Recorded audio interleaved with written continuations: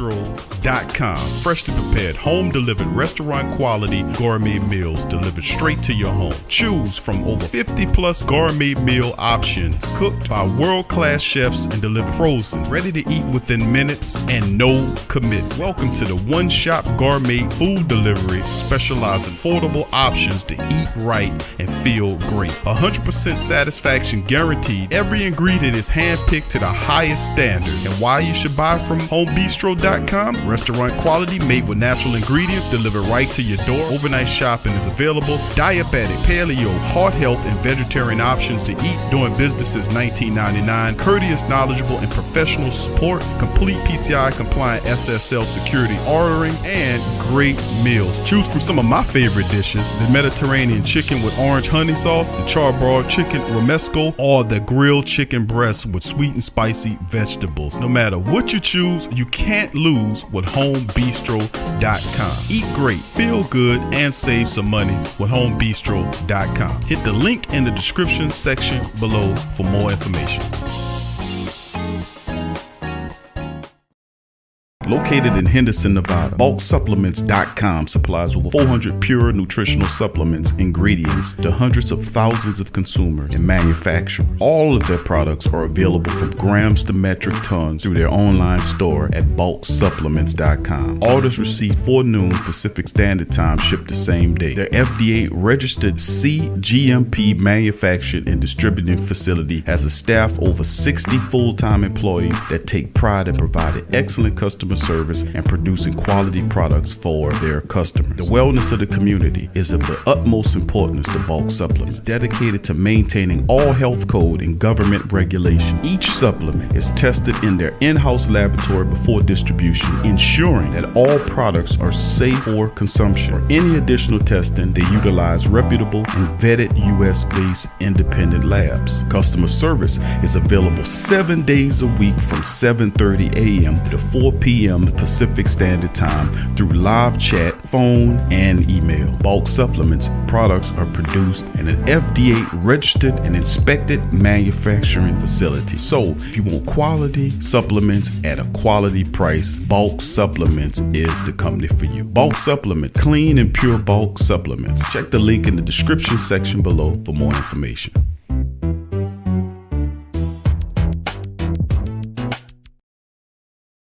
TheWhoThatDaily.com. That's right, TheWhoThatDaily.com. Your one-stop shop for everything New Orleans Saints, New Orleans Pelicans, LSU Tigers, and even the top flight boxing news. So if you're a Who That and you're looking for a place to stay up on your team, TheWhoThatDaily.com is your site. TheWhoThatDaily.com for the sport Who That in all of us.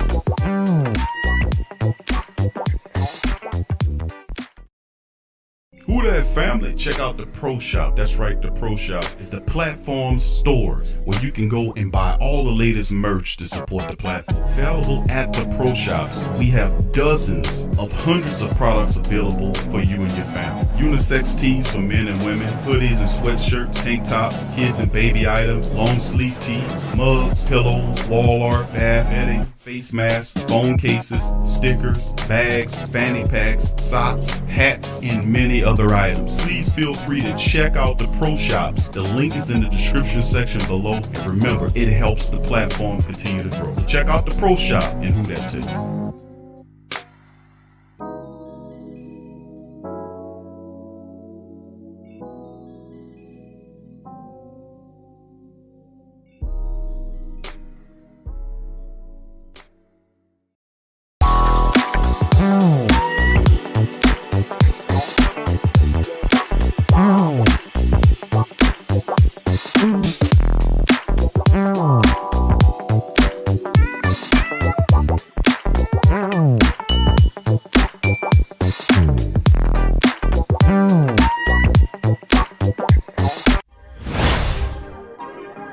Yeah.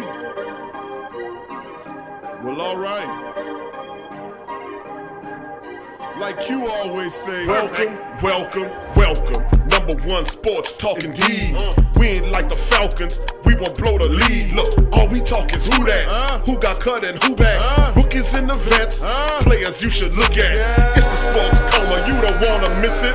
Got the Pre-game, party, post-game statistics. Get a visit from Sway, maybe DC or 5. It's the hottest thing smoking, Big Q and the guys. Go to YouTube Live, make sure you subscribe. Interviews inside the Saints locker room high. Talk to Drew, Jordan, Zach, Peyton, New Orleans, who that nation?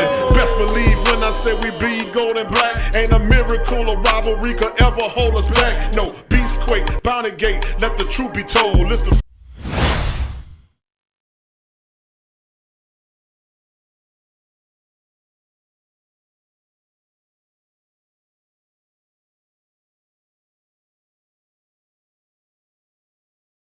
urgency with the every year, but it's different than others, or does it just kind of fall in line with all the rest?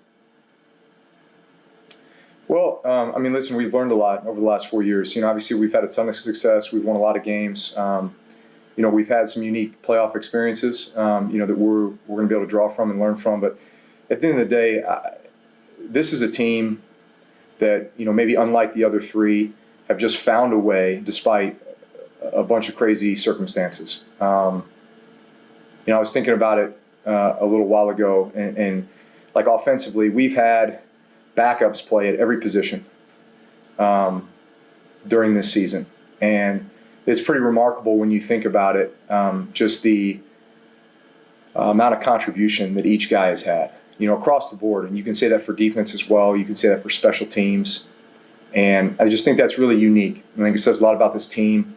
Our ability to find ways to win, but also just, the leadership, individual guys, and their ability to get themselves ready, but also just for others to rally around them and put them in the best position to succeed, and then just watch their growth and maturation throughout this season. So I think more so than anything, it makes you really proud of this team, and it makes you want to play even harder for this team and the guys in that locker room.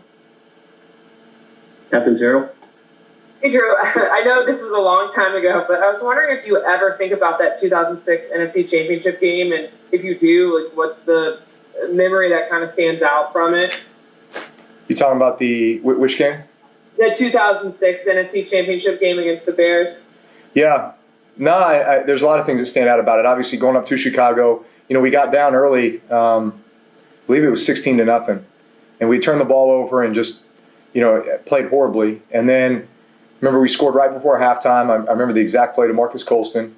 And then we came out first drive and threw that long pass to Reggie Bush. It was kind of a short pass to Reggie, and he did a lot of the work, taking to the house. And then we had an opportunity to kind of drove down to kick a field goal to take the lead, which obviously would have been a huge momentum shift in that game. Unfortunately, we missed it, and then they kind of took over. That was obviously all of our first playoff experiences here in the Sean Payton era. Was that year and kind of culminating into that game, which kind of capped off, what was a storybook season. Obviously, it wasn't the result we wanted to finish with, and yet I felt like it really paved the way for that 2009 championship and a lot of what we've been able to accomplish since then. Jeff Duncan? Hey, Drew, given the heightened sense of urgency now in the postseason, is there a way as a team captain and among the other team captains that you all can create some sort of sense of responsibility among teammates in light of a bubble, for instance? Yeah.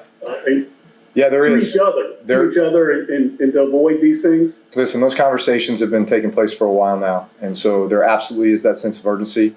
There absolutely is that sense of responsibility. And these are all conversations that we've had, and everyone's on the same page. Ricardo LeComte? Try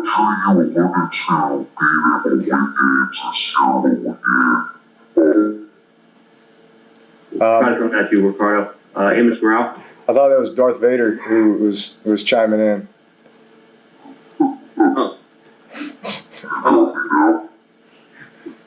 All right. Yeah. Wanted to ask you, you've been with the team for a few years. Have you seen the way the roster is kind of built change over those years, or has it, kind of always been the same from your perspective? You talking about with our team? Yes.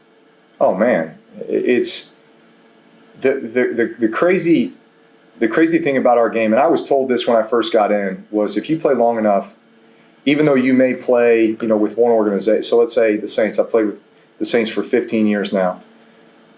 I've really probably played on 4 different teams. Like when you take kind of pockets of the core group of guys from 06 to 09, and then maybe from 09 to 13, and then there was like 14, 15, 16 that kind of lived on its own, and now 17 to 2020. Those are really 4 totally different teams, units, groups, cultures, So, yeah, I've seen, there's always tons of turnover in this league. I would actually say that our team is probably one of those teams that has experienced the least bit of turnovers at the core positions, ever since I've been here. It's rare that, for example, playing with that group of receivers from, call it 07 to 13, Marcus Colston, Devery Henderson, Lance Moore, Robert Meacham, like having that consistency, having the consistency on the offensive line that we had, during that stretch of time, and then, over the last, 4 years or so as well. So, yeah, there's something that's been unique, I think, about some of the core leaders, core group within our locker room here, and yet still, it's just the nature of our business, and that is a lot of turnover. Johnson? That's Drew Brees chiming in on his thoughts on the portions of his thoughts on his team, and of course the upcoming matchup dealing with the Saints and the Chicago Bears. I'd like to thank all the great Saint Think Tank family members for chiming in for this installment of the Sports Coma. Much love to the family members. Big ups to you and Yearns. As we are rolling a Thursday edition of the Sports Coma, TSC Drew gets can't guard Mike back, and more news. So we got a lot to talk about, a lot of news to go over on this 2-hour edition of the Coma on Thursday. So big ups to the family members, man, on this wild card week. Tuning up, getting ready for that Sunday afternoon matchup against the Chi-Town Bears, in which we're going to take the Bears and make a bear rug out of their ass. So big ups to the family members for joining us on this edition. Please strike upon the like button. If you hadn't already hit it, please hit that like button. If you aren't a subscriber, feel free to subscribe and join the great Saint Think Tank known as the Sports Coma. So with all that being said, fam, that was Drew. Up next, we got another lead on the team. We got Malcolm Jenkins going to chime in with his thoughts coming up with the playoff matchup against Chi-Town. Here we go. Yeah, Malcolm. Yesterday, Tehran was named y'all's Ed Block Courage Award winner, and I just wanted to ask you what that means, just knowing that he's been through on and off the field this season. Yeah, the amount of respect that Tehran has in this locker room from peers, the coaching staff, I think is incomparable to anybody. So I think there's nobody more deserving. Obviously, all the things that he does to get back on the field and keep his body together, and what he means to not only our offense but our team. I think it's a great selection and definitely well deserved. Next one's from Amos Morale. Yeah, I wanted to ask you, what have you seen from that Bears offense that maybe has changed or evolved since the last time you guys played them earlier this year? Well, I think they're complementing, their offensive team really well. So you already had the runs that are a little bit difficult to deal with because they got jet motions and tight end swaps and all these things that distract them downhill. They got a really good running back who can run through contact. It's good balance and can follow blocks. But I think the biggest part is they've been doing a lot more movement passes and play actions to stay or to marry with that run game, and it makes it really hard, especially if you have undisciplined eyes. It keeps them ahead of the sticks. It makes it easy for the quarterback to just get the ball out of his hands or give him a run option. And so we're going to have to deal with a lot of that movement and be able to get them into situations where they have to go to drop back. So that means that we got to stop the run, and that means we'll have to have disciplined eyes when they hit us with play actions and really make them get into a spread out drop back game. Next one's from Luke Johnson.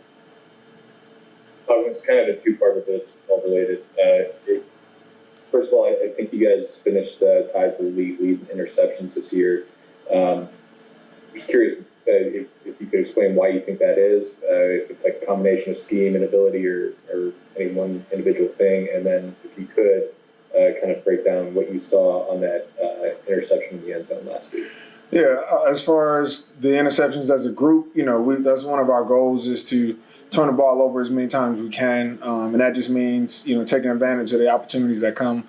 I think if you ask anybody in our room, we felt like we dropped way too many this year, and so that's been a point of emphasis. So that's part talent and scheme. But as far as the one play from this past week, it's just a simple combination route that majority of teams have, where they're running a double post, and I was just able to slip into that second window as that deep defender. Next one's from Amy Just. Yeah, a lot has been made about how offensively the team is getting back to full strength, but the secondary and the defense is getting there too, coming back to practice, and CJ potentially coming back, and P-Rob being almost ready to come back. How big is that for y'all as we move down the playoffs here? I mean, it's huge, in the games that are most important and you want your best players on the field. So anytime you get, guys of that caliber to come back into the lineup, it makes us better as a unit. We've had a lot of people step up, in the rotation over the last few weeks. But to have, your best guys out there in the games that count the most is what you want. So obviously we were excited for that. Next one's from Luke Johnson. Is the kind of atmosphere in the locker room at all comparable, different to the atmosphere that you experienced in Philadelphia during some of those playoff runs this year, or even like some of the earlier playoff teams in New Orleans for you? Yeah, the vibe in the locker room, I think, is very similar. We're not going to make, a huge deal out of it being, football. We don't have to change, or now all of a sudden that's the playoffs. We do something special. It's like, no, just do what you've been doing better and do the simple things better than everybody else. And I said this many times, and this is what I always tell people around the playoffs and things like that, is that the game is the same. The rules are the same. The field is the same. The football is the same. Just do what you've been doing to win games. The only thing that is different are all of the things outside of the field. More fans, more cameras, bigger stakes. But the task and what wins football is always the same. On defense, we want to take the ball away, keep scoring down, win the situations. On offense, you score more points than the other team. And so for us, it's just not doing anything different as far as our process. It's got us to this point, and it'll get us through if we just continue to, do our jobs. That's Malcolm Jenkins chiming in, family, with his thoughts on the game. And of course, Malcolm has been quite, through quite a bunch of these playoff series since his time with New Orleans. And of course, leaving and going up there and becoming a key centerpiece for the Philadelphia Eagles defense as well. So this guy, he definitely knows what he's talking about with the Saints. Big ups to the Black and Gold family members in the live stream. Much love to y'all. And like I always customarily say to the Great Saint Think Tank, welcome, welcome, welcome. You're now rocking with the Sports Coma with Big Q and the guys, where we have intense, entertaining, and educating sport talk from your favorite sports family. I'm Big Q, the host, and you are the Great Saint Think Tank, known as the Who Dat Nation. The best, absolute best of the Black and Gold Nation is in the building. Big ups to you, fam. Thank y'all for being here on this episode of the Sports Coma Thursday edition. TSC Drew gets a Can't Guard Mike back and more news.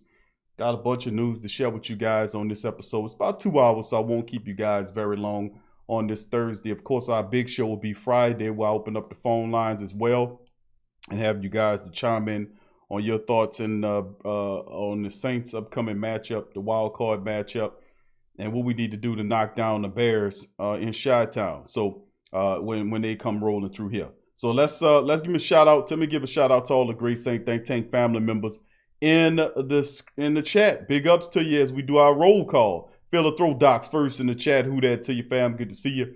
Brother Torres Shepard Sr., who that to you? Who that for life? Who that to you? Josh Goat 23, who that to you? David Kemp, who that to you? Jerry Paul Jr., who that to you? Lewis, what's up, Lewis? Lewis, who that to you? Good to see you in the chat, fam. Cheryl, What's up, Cheryl? Who that to you? Dave Kemp. Once again, I think I gave Dave a shout out. Yeah, I did. All right, big ups to you, Dave. The Who Dat King. What's up, Who Dat King? Who that to you as well? Much love to you. Thank you for being here. 504 Hot Boy. Who that to you? Good to see you in the chat, fam. Big ups to you. Heavy 360. Who that to you from Western Washington? All right, good to see you in the chat there, Heavy 360. Who that to you as well, fam? Welcome to the live stream.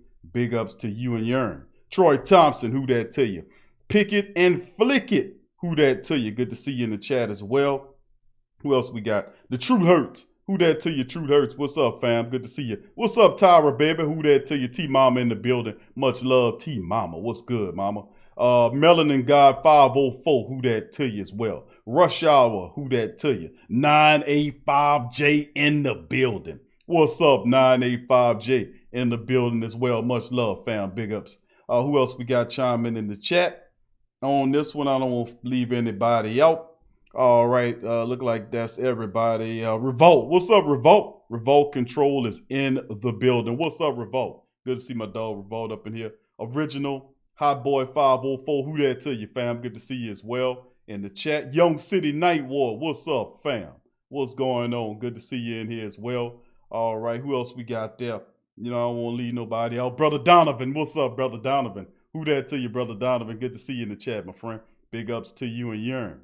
All right, let's see who else we got there. Lit Cookies. What's up, Lit Cookies? Who that to you as well? Big ups to you. Brandon, what's up, Brandon? Brandon Cormier, what's up, fam? Good to see you in the chat as well. Much love to the fam. Dr. Drew is in the building. Who that to you, Dr. Drew? Kelly B, what's up, Kelly? Who that to you, fam? Good to see you in the chat as well. Michael, what's up, Michael? Michael Nelson, who that to you, fam? Good to see you in the chat as well. What's up, Gabe? Gabriel Thomas in the building. Who that to you, fam? Lavelle Brown, who that to you as well. Quincy, what's up, Quincy? Who that to you? Saints for life, I see you, fam. Big ups to you. What's up, RG? Who that to you, fam? Good to see you in the building. What's up, Philip? What's up, Phil? Big ups to you, fam. Who that to you, bro? Good to see you in the chat. All right, who else we got chiming in this thing? Shane, what's up, Shane? Who that to you in the building? Keith Herder, what's up, Keith? Who that to you as well? Freddie, what's up, Freddie? Who that, Freddie? All right, big ups to my boy, Freddie. All right, Collinator, what's up, Collinator? Who that to you, fam? Ferg 318, who that to you as well? And all the great Saint Tank family members, who that to you? Please strike upon a like button if you hadn't done so yet. And if I missed you, give me a who that, and I'll give you a who that back, baby. So in this episode, family of it, there you go. Last Saint, who that to you, fam? Good to see you in the chat. Trey Joseph, what's up, Trey? Who that to you as well, fam? Big ups to you. And you've like I said, if you ain't heard your name, give me a shout out. Melanin Guy, what's up, Melanin Guy? Who that to you as well? If I ain't give you a shout out. So what? Big ups to all the family members in this piece. You know, we don't get nothing going unless I shout out the family members first. What's up, Ali? Big ups to Ali Williams. Who that, bro? Good to see you in the chat as well. And all the great Saint Tank family members are in this thing. Now, to get going, family, on this Thursday edition, I'm going to share my screen with the family members momentarily. We're going to go over several different news, notes, and items pertaining to the Thursday injury report. We're going to do that. Who that, fam? All right, we're going to do that. Who that, King? Big ups to you. And we're going to go over all that today, the injury report and several other articles touching a bevy of different topics. Of course, this show, we don't open up the phone lines or the chat, but I do answer questions. So if the family members are gracious enough, if they have a comment or question that they, if they want to pose to me, the great Saint Tank, please feel free to put them in the chat. And I'll make sure after I finish covering the news, notes, and items that I'll make sure I'll address it. So please feel free, if you please, to do that, to make sure you guys put your comments and questions or comments in the chat, and I'll make sure I'll get to them. Humbra, what's up, Humbra? Big ups to you, bro. Big ups to you. Thank you for being here. Welcome into today's show as well. So we'll do that today. So we'll get it started, man. Y'all give me a second momentarily. Please strike upon the like button, and we'll get this thing fired up in this piece. Hold on just a second here. We'll start off with that old injury report. Here we go. All right, we in the building. KB, who that to you, fam? What's going on? She said, I'm be peeping on the chat. Love y'all. She said she at work. All right, listening at work. All right, appreciate you, that KB. Much love to you. Get that money, baby. All right, here we go. Saints injury report for Thursday is in this thing as we get going. 6 Saints players on Thursday's injury report, and like to hear it go. All right, so we got, pretty much good news all the way around if you think about it, except for the fact that Nick Eason had a concussion. That's the third time that I've counted this year that he had a concussion. And I got an article, I'm going to cover this, but, he's been shut down for the rest of the season. So you won't be seeing Nick Easton. I'll go more into that, a little later on. But JT Gray was limited in practice, our special team ace. As well, he was limited. Trey Hendrickson did not practice. He was limited Wednesday, shut down Thursday. Q, is there cause for concern on Trey Hendrickson? Not yet. If he's DNP Friday, yes, he's probably not going to play Sunday if he's DNP Friday. So he was limited Wednesday, DNP today. Maybe he had a bit of a regression, or perhaps they just felt like, you know what, let's just, chill him out today. We'll see. We shall see, but DNP'd on this thing, and we'll see what Friday's injury report before we get a final declaration on Trey Hendrickson. Josh Hill has been limited with that hand issue. Taysom was limited, and then of course this is a bit of good news for the family members that he fully practiced today. And listen, I'm not going to go over the rules of the concussion and all that. I just don't understand how that was possible that he's not in the concussion protocol, but it is what it is. Marcus Williams' ankle situation is fully practiced. So he went from limited to fully practiced. So it appears that the rest did Marcus Williams well. The rest of the regular season, and he is good to go with a full practice designation, for Thursday. So that is good news that both Taysom Hill and Marcus Williams are FP fully practiced. And of course, Josh is limited. Of course, JT Gray is limited, and Trey Hendrickson, which is a big piece of that, is DNP. So we'll see exactly how that all shakes tomorrow. I'll be watching out for Trey Hendrickson on tomorrow's report. All right, let's scan on down. We'll look at the Chicago Gummy Bears injury report. And let's look at what the Gummy Bears got. Or the Care Bears, the Gummy Bears, the bad news. Well, I ain't going to call them the bad news Bears. That's being too good to them. The Gummy Bears is pretty much what they should be called. But wide receiver Darnell Mooney ankle, he was shut down today. More than likely, 2 back-to-back designations like that more than likely means that he ain't going to be playing in that thing. It ain't looking good. Cordell Patterson didn't practice for back-to-back games well, but he has a non-injury-related situation where it's personal. Buster Skrine is a concussion dude. He might not. He be looking like he'll be shut down. Roquan Smith definitely won't play. He got a dislocated elbow or something like that. I was reading in the report.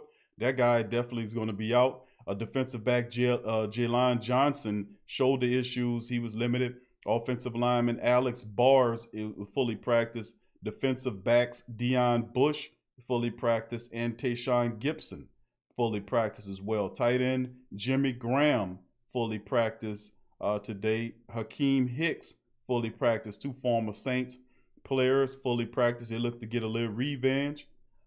Defensive back Eddie Jackson, which is a baller, he fully practiced as well. Backup tight end Cole Kmet fully practiced as well. Offensive lineman Charles Leno Jr. fully practiced. Linebacker Khalil Mack fully practiced from dealing with shoulder issues.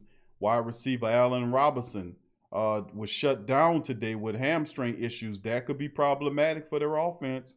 Allen Robinson is their best wide receiver. And looking at with Darnell Mooney, who's been the deep threat for him, this could be problematic for the Bears if both of those guys can't go. So we'll see what goes on with those wide receivers. Okay, defensive back Duke Shelley fully practiced. Well, he went from fully practiced to limited dealing with that knee. Linebacker Danny Trevathan, who's going to pick up the slack for and play, Roquan Smith out. Trevathan's a good player too.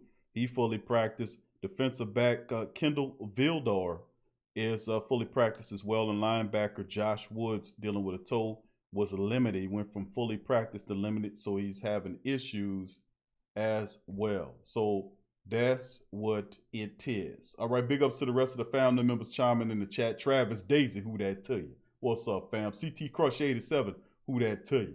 Good to see you in the chat, brother. Madge Prime, who that to you as well? And much love to all the Black and Gold family members in the building. Yeah, dislocated hand. I seen that earlier, brother Madge Prime. So I mean, it's that's a big loss because he's their best linebacker. Although Danny Trevathan can ball too, so we'll see exactly. They got pieces. You know, they are pieces on their team. You know, they got piece here, piece here, piece here, piece here. Not a complete unit, but pieces of a team. You know what I'm saying? So, you know, that's what I'm looking at. But anyway, that's a piece of it. So let's take a look at the injury report once again for the New Orleans Saints. Nick Easton, DNP'd, of course. I'm going to get into the article where he was shut down for the rest of the season. This is his third concussion, and they're not taking any chances. JT Gray was limited with a shoulder in today's practice. Trey Hendrickson was DNP. Josh Hill was limited with that hand. Taysom Hill went from limited yesterday to full practice today after that concussion. Fastest concussion I ever seen. Rehab from Marcus Williams fully practiced as well from an ankle, which is good news all the way around. And of course, we covered yesterday that Mike Thomas, Deontay Harris, Latavius Murray, and Dwayne Washington and Michael Burton, all those guys are good to go. And of course, Elvin has to wait until Sunday before he can be activated for the Bears, for the Saints-Bears playoff matchup. So that's some news for those who don't know. No word still on DJ Swearinger as well. So we'll keep you posted on that. All right, let's move on to the next article as well as we keep this thing moving. Jets request head coach interview with Saints secondary coach Aaron Glenn. Thank you, Brother Donovan. Appreciate the super chat, my friend. Thank you. He says, what would you give up in a trade for Deshaun Watson if Houston agrees to trade him? Well, I think truth be told, Deshaun Watson is one of those young quarterbacks that we allowed to get away. You know what I'm saying? You know, Coach Payton talks about, you know, missing out on Mahomes boys. He talks about missing out on, you know, several other people. But truth be told, we had an opportunity to land a lot of those young star and those young up-and-coming quarterbacks. Now, I did see the report that he's a bit disgruntled with how they're handling the administrative position out there. So he has a big contract, man. And the thing is, the Saints they're at the bottom in terms of cap, and then next year they got a shed cap. So you would have to put together a collage of contracts to be able to make such a deal work, to be able to get Deshaun Watson. You're going to have to make them contracts work because you don't really have any, enough space to eat that massive contract that Deshaun Watson has. I love the talent and I love the mentality, and he'll thrive in the Saints system. He's really intelligent, man, really intelligent. And if you could protect him, could you imagine Deshaun Watson operating behind the New Orleans Saints offensive line with Elvin Kamara as his running back, Mike Thomas and all that kind of, could you imagine that? Could you imagine? But I just don't see it happening because the numbers don't line up. He just signed that fat contract, and the Saints will have to bunch together contracts that the Texans would want to get him. And I just don't think we're at an advantage, at an advantageous perspective in terms of money. We got to get rid of or cut back or Mickey Loomis a lot of this stuff away. Some guys are not gonna be coming back.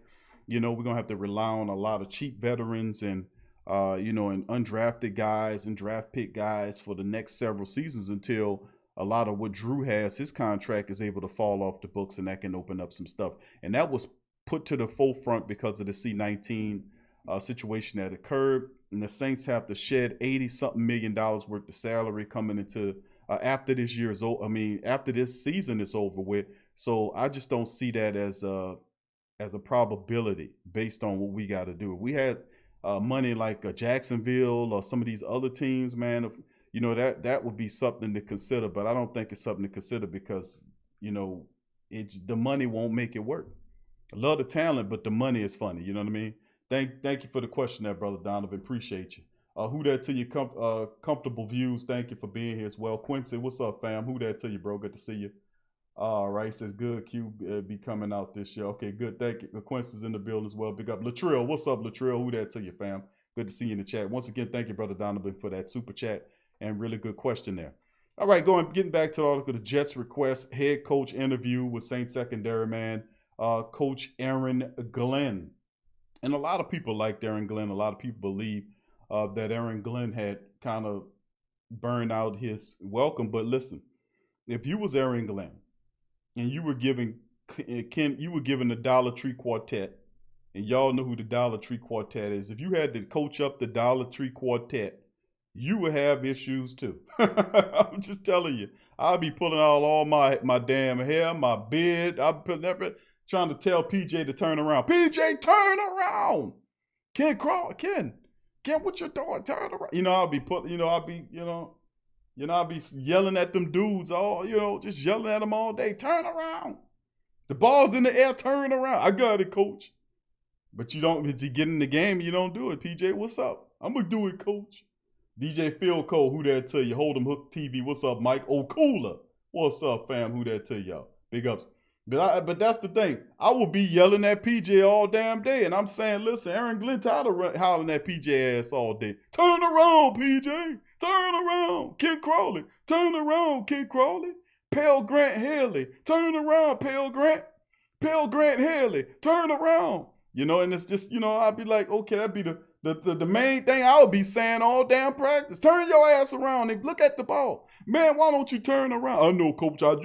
Coach, I know. I'm sorry, Coach.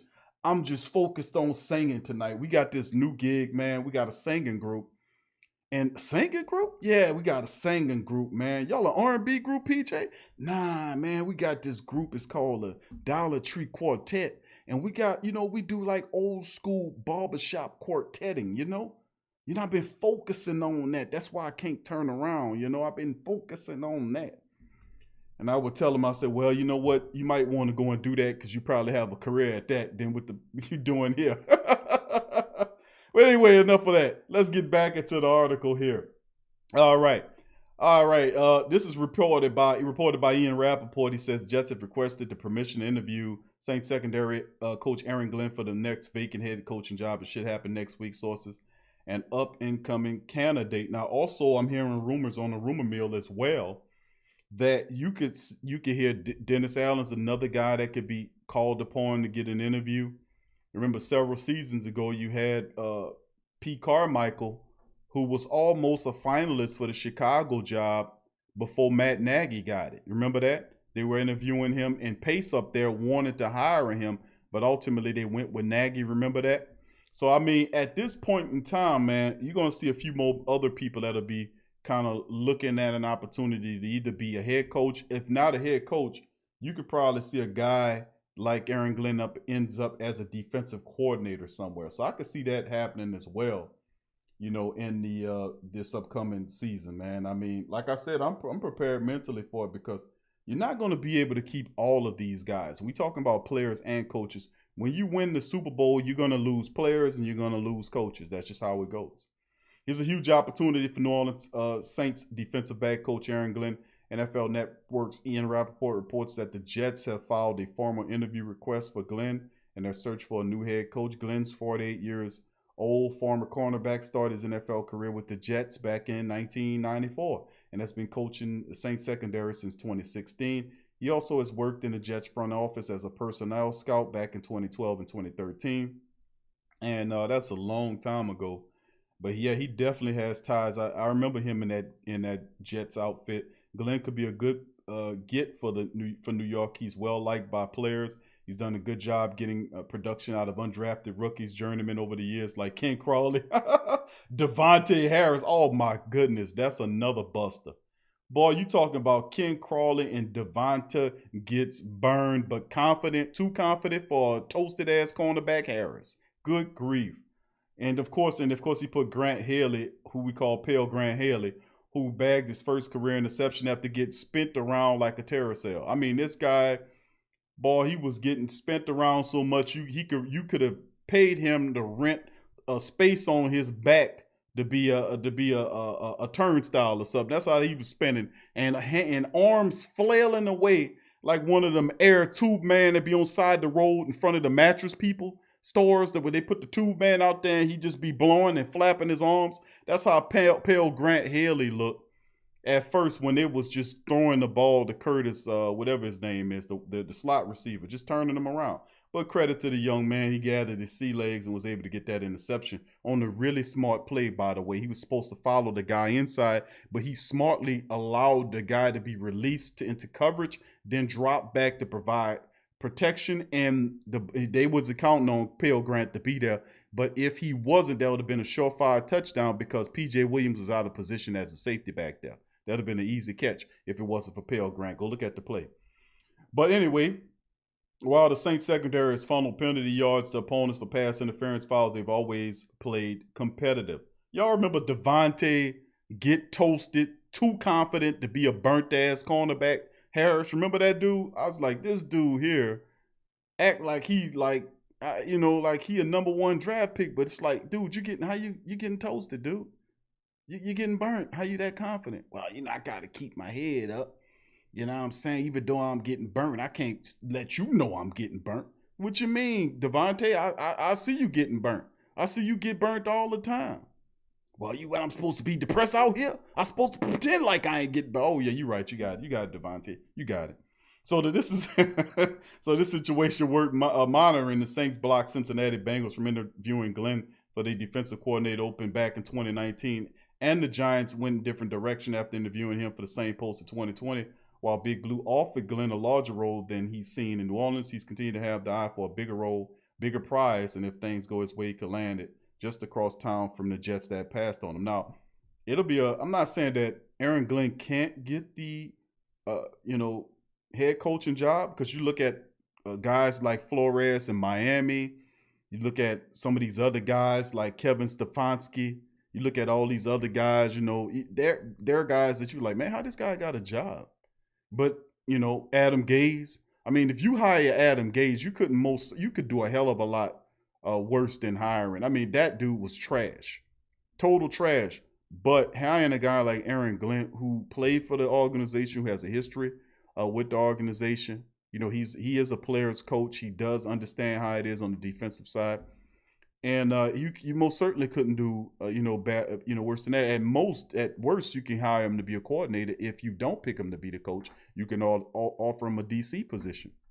Either way, I don't think he's coming back this year anyway. And I think a lot of the Saints family members are like, well, go ahead on with your bad self. Much love to you. I think a couple of years ago, people didn't want to relinquish him. The Saints blocked on that, but I think right now they're feeling confident enough where they can be able to replace Aaron Glenn. So I mean, he got grander opportunities out there. All right, let's move on to the next article. Saints to place veteran guard Nick Easton on injured reserve. This article that's there as well. And you're looking at veteran guard Nick Easton done. Now, he had 3 concussions, man. And they ultimately put his ass on IR. This is a safety mechanism. The man had 2 concussions. And, of course, I don't know when he got that concussion during the game, or it had to be in the game some kind of way he picked it up. But let's go over the article. This one here from Amy. It says Saints are expected to place guard Nick Easton on injured reserve after he sustained multiple concussions this season. A source said at the Times-Picayune. Easton missed Wednesday practice due to a concussion, according to the injury report. Easton's played in 12 games during the regular season, starting in 9 games, with 6 of those starts coming in at right guard and 2 at left guard. Without Easton in the fold, the Saints have to look at rookie interior lineman Cesar Ruiz, veteran lineman James Hurt, and former LSU lineman Will Clapp available down the stretch. Now, several coaches and players praised Easton for his play this season, calling him an integral part of the offensive line. His versatility to play inside or center, at guard or center, gives you that flexibility. Peyton said he's tough. He's respected by his teammates, someone that's a real competitor, player of all. Of course, Peyton liked him a lot. He played him a lot. Easton missed 4 games due to 2 different concussions this season. He was unavailable for Week 7 and 8 games against Carolina and Chicago, and then was again unavailable in Week 15 and 16 against the Chiefs and then the Vikings. Easton was penalized 3 times this season, with only 1 of those enforced. All 3 flags were for offensive holding. Easton, which he comes from Harvard, has been with the Saints for the past 2 seasons. He's had 2 years left on his contract, which expires in 2023. So, I mean, with that being said, for those who don't know, Nick Easton picked up another concussion. That's the 3rd of the season, which means Nick Easton is done for the year. 3 concussions, 1 year, IR him. You know, that's they putting him on IR. He done for the rest of the year. So sorry to hear that from Nick Easton, but this is safety, man. Safety first, brother. Safety first. All right, let's move on to the next article here. Big ups to the family members. Ryan G, big ups to you. Who that, fam? A Red Rag 504, who that to you, fam? Good to see you in the chat. Big ups to you. Cutter, throw Cutter in the building. What's up, fam? Big ups to you. Dada, who that to you as well. What's good with it? Will Dickerson in the building as well. Who that to you, Will? Good to see you, fam. Big ups to you as well, and all of the great Saint Think Tank family members chiming in this piece. All right, I think I got everybody. You know me, I like to give everybody a shout out. But big ups to the family members in the chat. All right, let's get into the article. A couple of family members asked about this, so I looked up and found this article to let the family members know about the attendance of the playoff matchup against the Bears. Saints to limit attendance at wildcard game versus Bears to 3,000 fans. So here you go, family. The article is on screen. 3,000 fans all they're allowing in the building. Saints will have 3,000 fans on hand for Sunday's wildcard game against the Bears, according to an email sent Wednesday to season ticket holders. Saints had 3,000 in stands at the Mercedes-Benz Superdome for their last 2 games against the Kansas City Chiefs and Vikings, which was a substantial reduction from the original plan for 15,000. But the planned 15,000 was rolled back after C virus numbers in New Orleans increased in December. And attendance figures for all Saints games this season have been based on guidelines at the state level and local level. While we hope to have more of a 12th man and woman cheering the team on, in-person capacity limitations unfortunately mean we will not be able to accommodate everyone, the email to season ticket holder said. Now, City of New Orleans will roll back its C virus restrictions to a modified phase 1 beginning on Friday. The city announced Wednesday they will be in effect for the next 3 weeks. Now, over the past 7 days, 1,485 new confirmed C virus cases have been reported in New Orleans, which is an average of 212 cases per day. I figure that it's 4 times higher than the daily threshold, which would constitute further restrictions. So there you go on why it's gutted back to 3,000 because of the rise in reported cases. So a bit of information there. So Saints to limit attendance at wildcard games to 3,000 to the wildcard matchup against the Bears. 3,000 probably be the same thing in the upcoming matchup after that as well. So let's move on to the next article here. A bit of little sided. 3 New Orleans Saints players not named Drew Brees, who probably won't be coming back. And this one's presented by Fanside. It talked about the fact that Brees Saints, who they think is not coming back. And I thought this was a little interesting article, that I decided to go over and cover in today's show. So we're going to take me enlarge it a little bit. All right, here we go. Saints fans know Drew Brees is headed for retirement, but who else will be leaving New Orleans before the start of the 2021 regular season? Saints desperately want to send Brees into retirement. This article is by Rucker Haringe. So I actually like this is pretty decent article here. All right, Drew Brees into retirement with one more Super Bowl championship in his trophy case. His impending retirement means changes are certainly coming for New Orleans this offseason. The team's nightmare of a cap sheet moving forward means the front office will need to make some very tough choices. The team currently projects to have over $278 million in salary cap obligations for the 2021 season. Taking Brees off the cap will remove over $36 million. That still leaves New Orleans with miles to go before they can get under next year's salary cap, no matter where it ultimately ends up. Now, Peyton isn't the sort of coach who will be willing to take a step back in terms of his on-field product, but threading the needles is going to be a massive challenge for the Saints the moment their offseason begins. Fans in New Orleans should expect the following 3 players to leave for more money when free agency begins. Now, number 1 on this guy's list, he has Jameis Winston, right? Well, let's look at it. He says Jameis Winston, the QB Peyton has and his staff are married to the idea that Taysom will take over for Brees in 2021. Not so sure on that. The team might have interest in bringing Winston back as an insurance policy, but he'll be looking for a clearer path towards a starting spot in free agency. I don't necessarily agree with that. I think Jameis does stay. And I think Jameis, in his mind, feel like he can beat Taysom Hill for that quarterback position. That might not actually be in the Winston's best interest in terms of career development, but he likely doesn't feel a ton of loyalty to the Saints after losing out to Hill when Brees went down during the regular season. That has absolutely nothing to do with it. I think he does get an opportunity. I think he does stay at a cheaper contract. Of course, he's gonna make more than the $1 million that Mickey Loomis suckered that silly agent into signing him with. You might get maybe 2 to 3 between there, but he's going ahead in the free agency out in both regards. That means Peyton will be looking elsewhere for a new quarterback to develop behind Hill this offseason. I'm not sold on that. Not too sold on that idea of him leaving. KK504 and 404 Cole, who that to you? Good to see in the chat, fam. Tramal as well. Who that to you, Tramal? So, I mean, I'm not too I think Jameis Winston thinks that he could beat Taysom Hill in a direct quarterback competition. If it's between those two guys, I think, and you give them a fair opportunity to play, I think Jameis Winston really feels like he can win it with all of the experience that he has, the fact that he can make all the throws. He's in the best shape of his career. He's a more accomplished quarterback than Taysom. Not altogether athletic. Taysom's a different type of quarterback, but Taysom needs a lot of work, and that's due to the fact that he hasn't been playing quarterback extensively, and I think that stalled his development because he's such a gifted athletic person that they were using him in other rooms, and every other room you put him in stalled his development as a quarterback. If he isn't playing quarterback, you know, and he's not learning the quarterback position all the time, it's a detriment to the man when he wants to play quarterback. And I think Jameis has a severe advantage on him in terms of the experience, but in terms of him knowing the Saints system. When they go head to head, listen, man, and Jameis turns it up, you never know who you might see here. But I think Jameis stays, man, and he proves himself to be the quarterback. He signs a 2 or 3 year contract. I think Sean Payton rides with him if he beats Taysom Hill out. And if he does beat Taysom Hill out, you know, there will be a situation where Taysom will still play as wide receiver, running back, all that stuff. So it's a win-win for Sean Payton. If Jameis beats him out, then he still use Taysom as the backup quarterback / wide receiver, all this kind of old stuff. All right, let's move on. Jared Cook is the next dude. Now, this is like really like, of course he ain't coming back. Jared Cook is definitely done, man. The 10 man is out of here. You know, his replacement already in the building. Jared Cook. Cook is the perfect pass-catching tight end to flourish in an offense triggered by Breeze.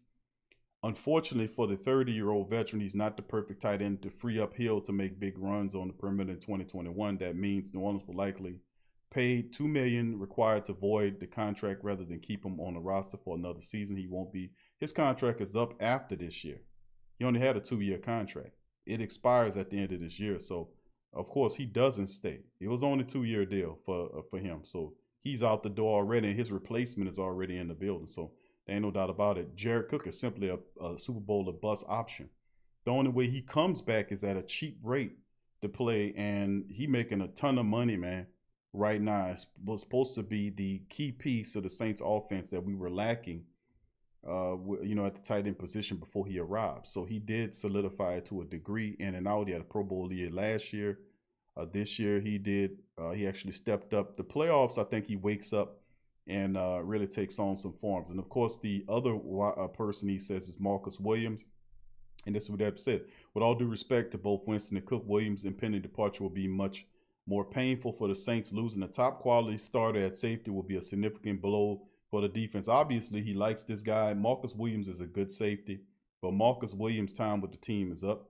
Marcus Williams, let him go play for somebody else. I think we can find more of an aggressive safety, somebody that can hit, who's fearless, who actually knows how to tackle, who loves running downhill and knocking your ass out. And that's simply not Marcus Williams, even though Marcus did play better on the back end. It's a little too late. 4 years in, this is the final year of his contract. He's played the summation of pretty much, he's been a starter since he's gotten here. He was a 2nd round draft pick out of Utah. You know, he's had a series of really good things that happened. I think this is it. You know, you look at a team like Detroit or Dallas or somebody like that, bringing Marcus Williams in, upgrade their safety room. But as far as the Saints are concerned, ain't no way in the world he comes back. The money, he's going to demand a lot more money. And I'm going to tell you how it go. Remember Marcus Williams, and I've been, you know, charting a lot of these players. Marcus Williams fired his agent. Remember that? He fired his agent. And when you do that in the final year of your deal, the same thing Kamara did, the same thing Mike Thomas did. When you do that and fire your agent in the last year, you looking to get paid. And Marcus Williams did the same thing, fired his agent. He got a new agent. And he's gonna look. They're gonna use the Buda Baker contract, and we covered this on TSC Q&A live when I actually broke out the contracts and compared them side by side. That Marcus Williams is gonna try to get Buda Baker though, and that's what he's gonna chart on. Now Buda Baker's beating Marcus Williams everywhere. He got like over 100 something, 100 or what was it, 400 something, 420 or 430 something tackles, because they both came in the league at the same time. And Buda Baker has like 430 or 440 tackles, and Marcus has like 200 something or something like that. But Buda's killing them everywhere except for the interceptions.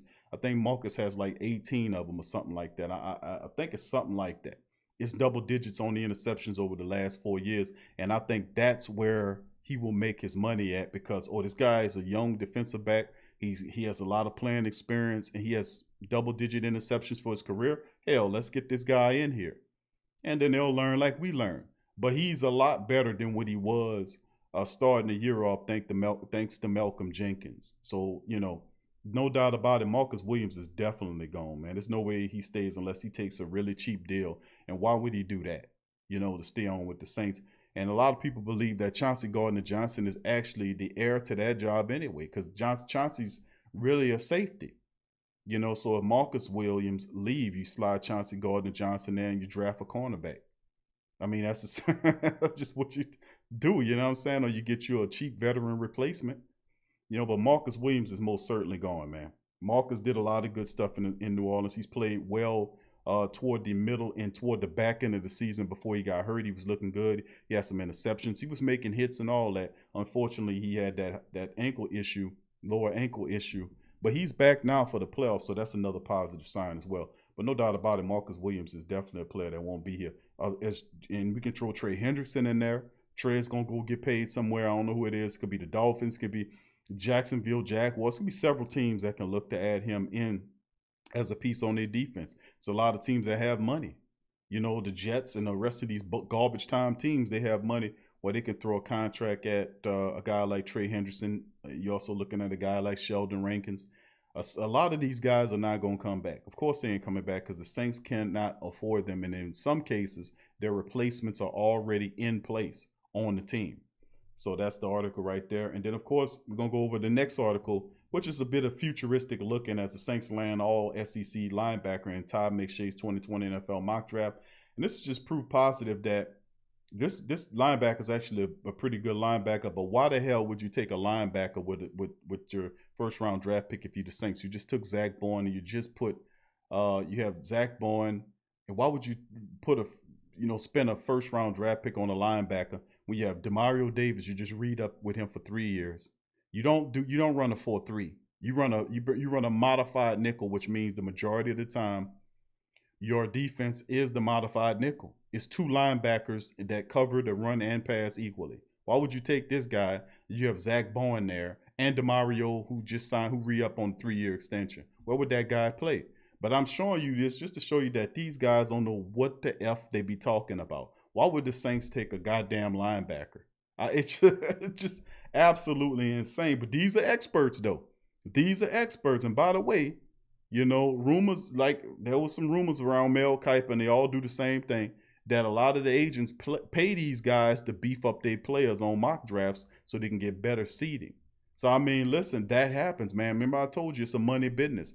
And Mel, you ain't going to get on Kiper's board unless you're a lower guy with not that much press, and you ain't going to get on his board unless the agent agrees in his palms to move him up that list to talk about him. Come on. Y'all know how this game go. But McShay's out of his mind if he thinks the Saints take a linebacker with a first-round draft pick and you need safety help and cornerback help. What a jackass. But anyway, let's move on, family, to the next thing, which is I want to show you a bit of statistics from the Chicago Bears. And I usually do some of this in the Friday show. But let's look at it, right? And this is the Bears defense. Let me see if I can superimpose this a little bit more so you guys can get a grander view. All right, that's a little bit better there. I went a little too far that time, but that's good, though. That's actually pretty good. All right, now if you take a look at it on this side here, this is what the Bears are doing off total points per game, right? 23 points per game. Opponents are scoring 23.1. Remember, they're 8-8. Total points 372. Opponents at 370. If you look down here at the passing, right? Let's look pass per game, right? 228.4, opponents at 231.6, right? Rushing, how they look rushing wise. They average 103 yards per contest. They give up 113. Now I'm showing people that just to give you a idea of, you know, of what goes on with how they rush. You know, according to their opponents, they're giving up what they're giving up. But it's weird, man, to show you. They move the ball actually pretty decently when their mind's right. They got a balanced attack when they want to. 103 yards per contest ain't the world best, but it's actually a pretty decent stat. And of course, 228.4 through the air is not bad as well. So I mean, I'm just giving you an idea of what to look for when you are going up against a team like the Bears and what you need to do in terms of beating them. Now the Bears as a whole, man, they got a lot of holes, man. And like I said, when I was looking at footage of them, they're a team that is pretty much pieces of teams. You know, you got a really good player in Khalil Mack here. You got Hicks here. They tough. You got Graham here. Allen Robinson's banged up. Don't know if he'll be good to go. Roquan Smith's not going to play. You got Danny Trevathan. These are players I'm naming, by the way. Eddie Jackson is pretty good. He's opportunistic at the safety position. You know, and the thing about it, you're going to have to demoralize this team. Even though the Bears are 8-8, they still fought to get into the playoffs. So they were able to put together, what, three out of four wins out of the last 3 or 4 contests to steal away the last final spot to get in the playoffs, because they were a disaster. They bottomed out, lost 6 in a row, and had to salvage the back end of their season. So they do deserve some respect as far as that's concerned. But it stops right there. Because outside of that, they're pieces of the team. The Saints is a whole team. They have pieces of a team. We have to put pressure on this team and break their ass, bottom line.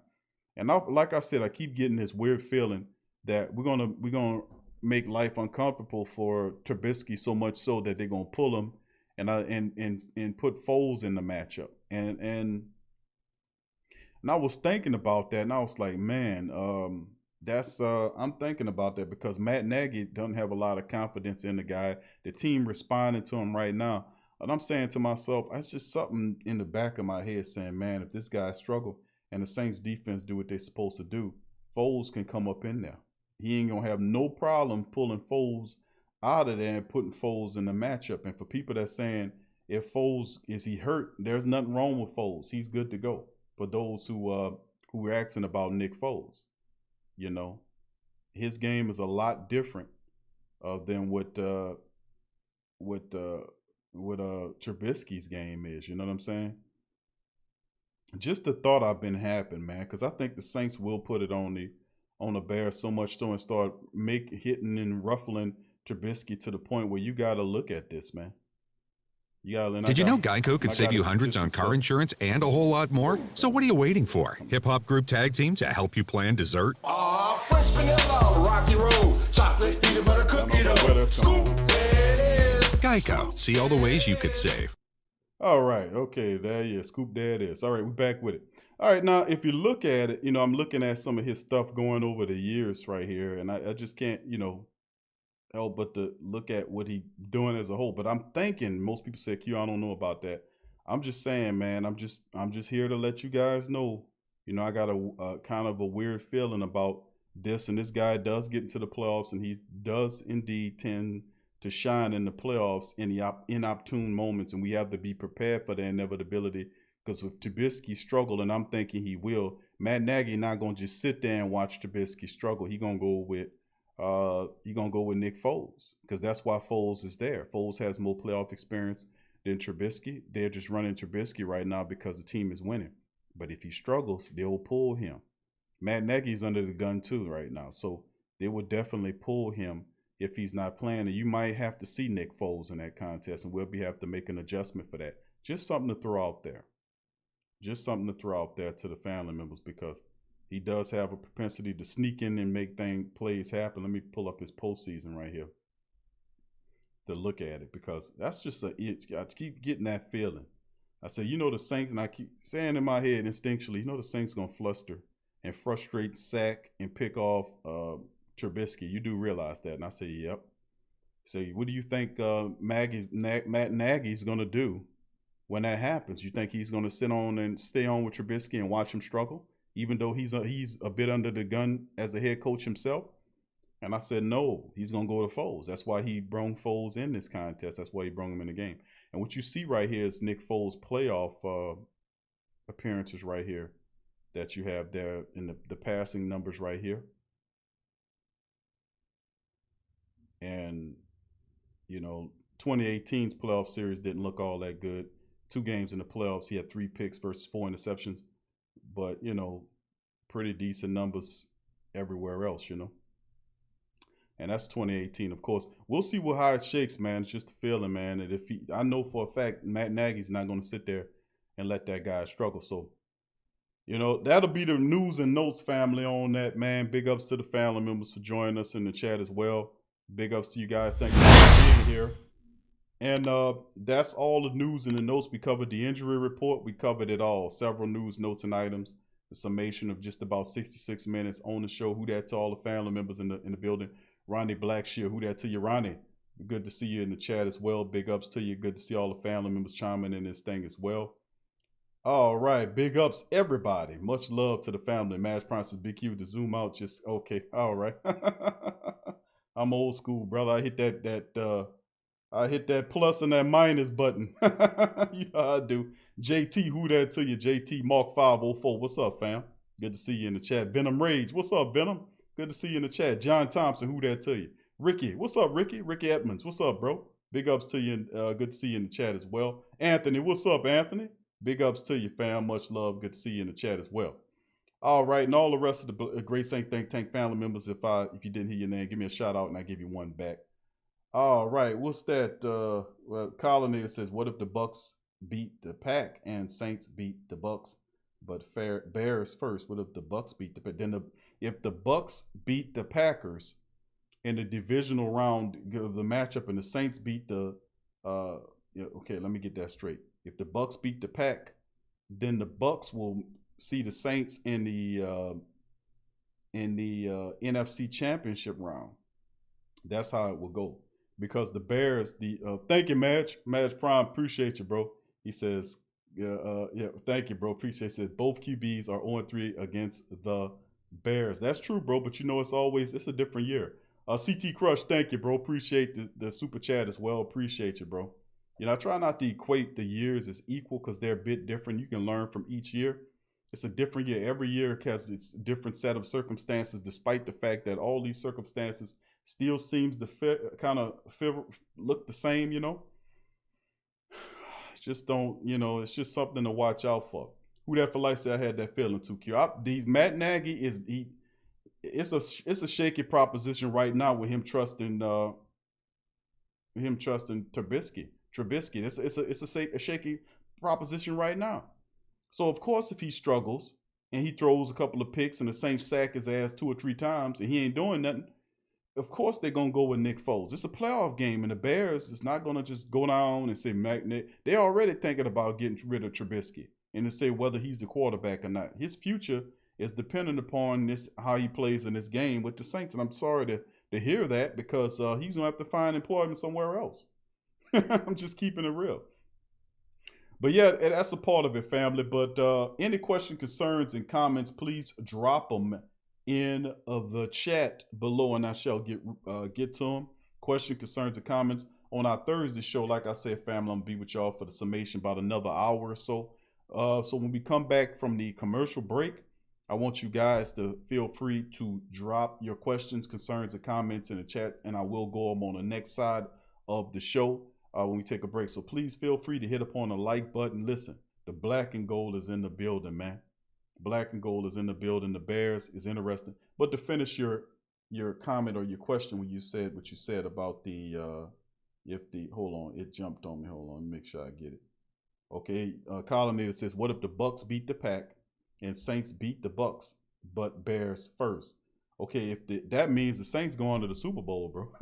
Because the Pack plays in the divisional round. Saints got the wild card, first round's wild card round. Saints beat the Bears. They advance against either the winner. And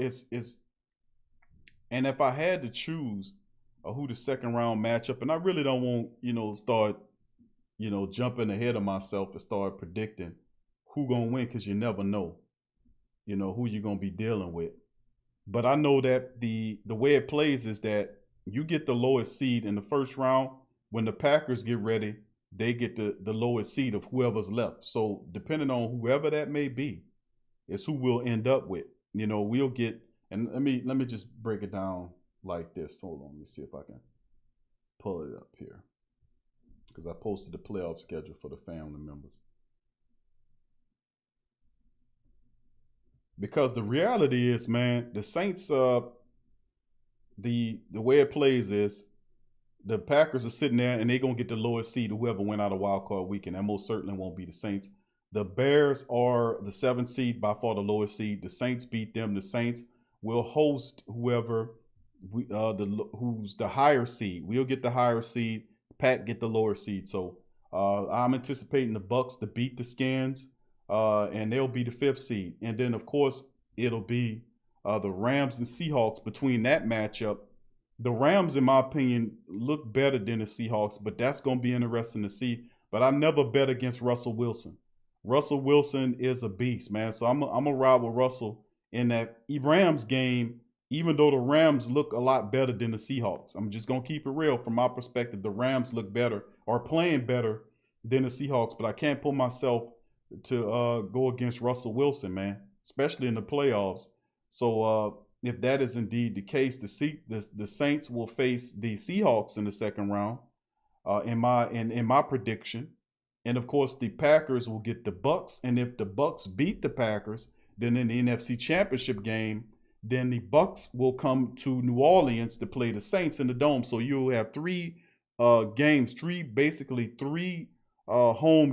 in the playoffs before you make a trip to Tampa Bay. Now, that's if that happens, But we also know that there's never been a team in NFL history, and we talk about Tampa Bay now, that has actually won the gym, that has represented itself in its own Super Bowl in the city. They playing in Tampa this year. So based on history, if it's an indicator for anything, Tampa Bay's not going to get there. Remember when we tried to do that? And you had Bounty Gate and all that stuff popped out the woodwork? Because we most certainly would have went back there in our own building the next year. And then Minnesota, they couldn't do it. Remember that? And then you look at with Tampa Bay, it's not going to happen for Tampa Bay either, even though they love Brady. But then again, you never know with Tom Brady in the NFL. They just love him to death. So in my prediction, Saints beat the Bears. They advance to the divisional round. Seahawks top the Rams, which means that we'll face off against Seattle. Now, what could happen is if the Rams win, if the Rams beat Seattle, the Rams go to Green Bay, and you get Tampa Bay in the divisional round for number 3. You see, so a lot of really interesting things can happen, but I want Tampa to be able to take care of business like they supposed to be. Like, they gonna win. No, I don't think Washington is gonna win.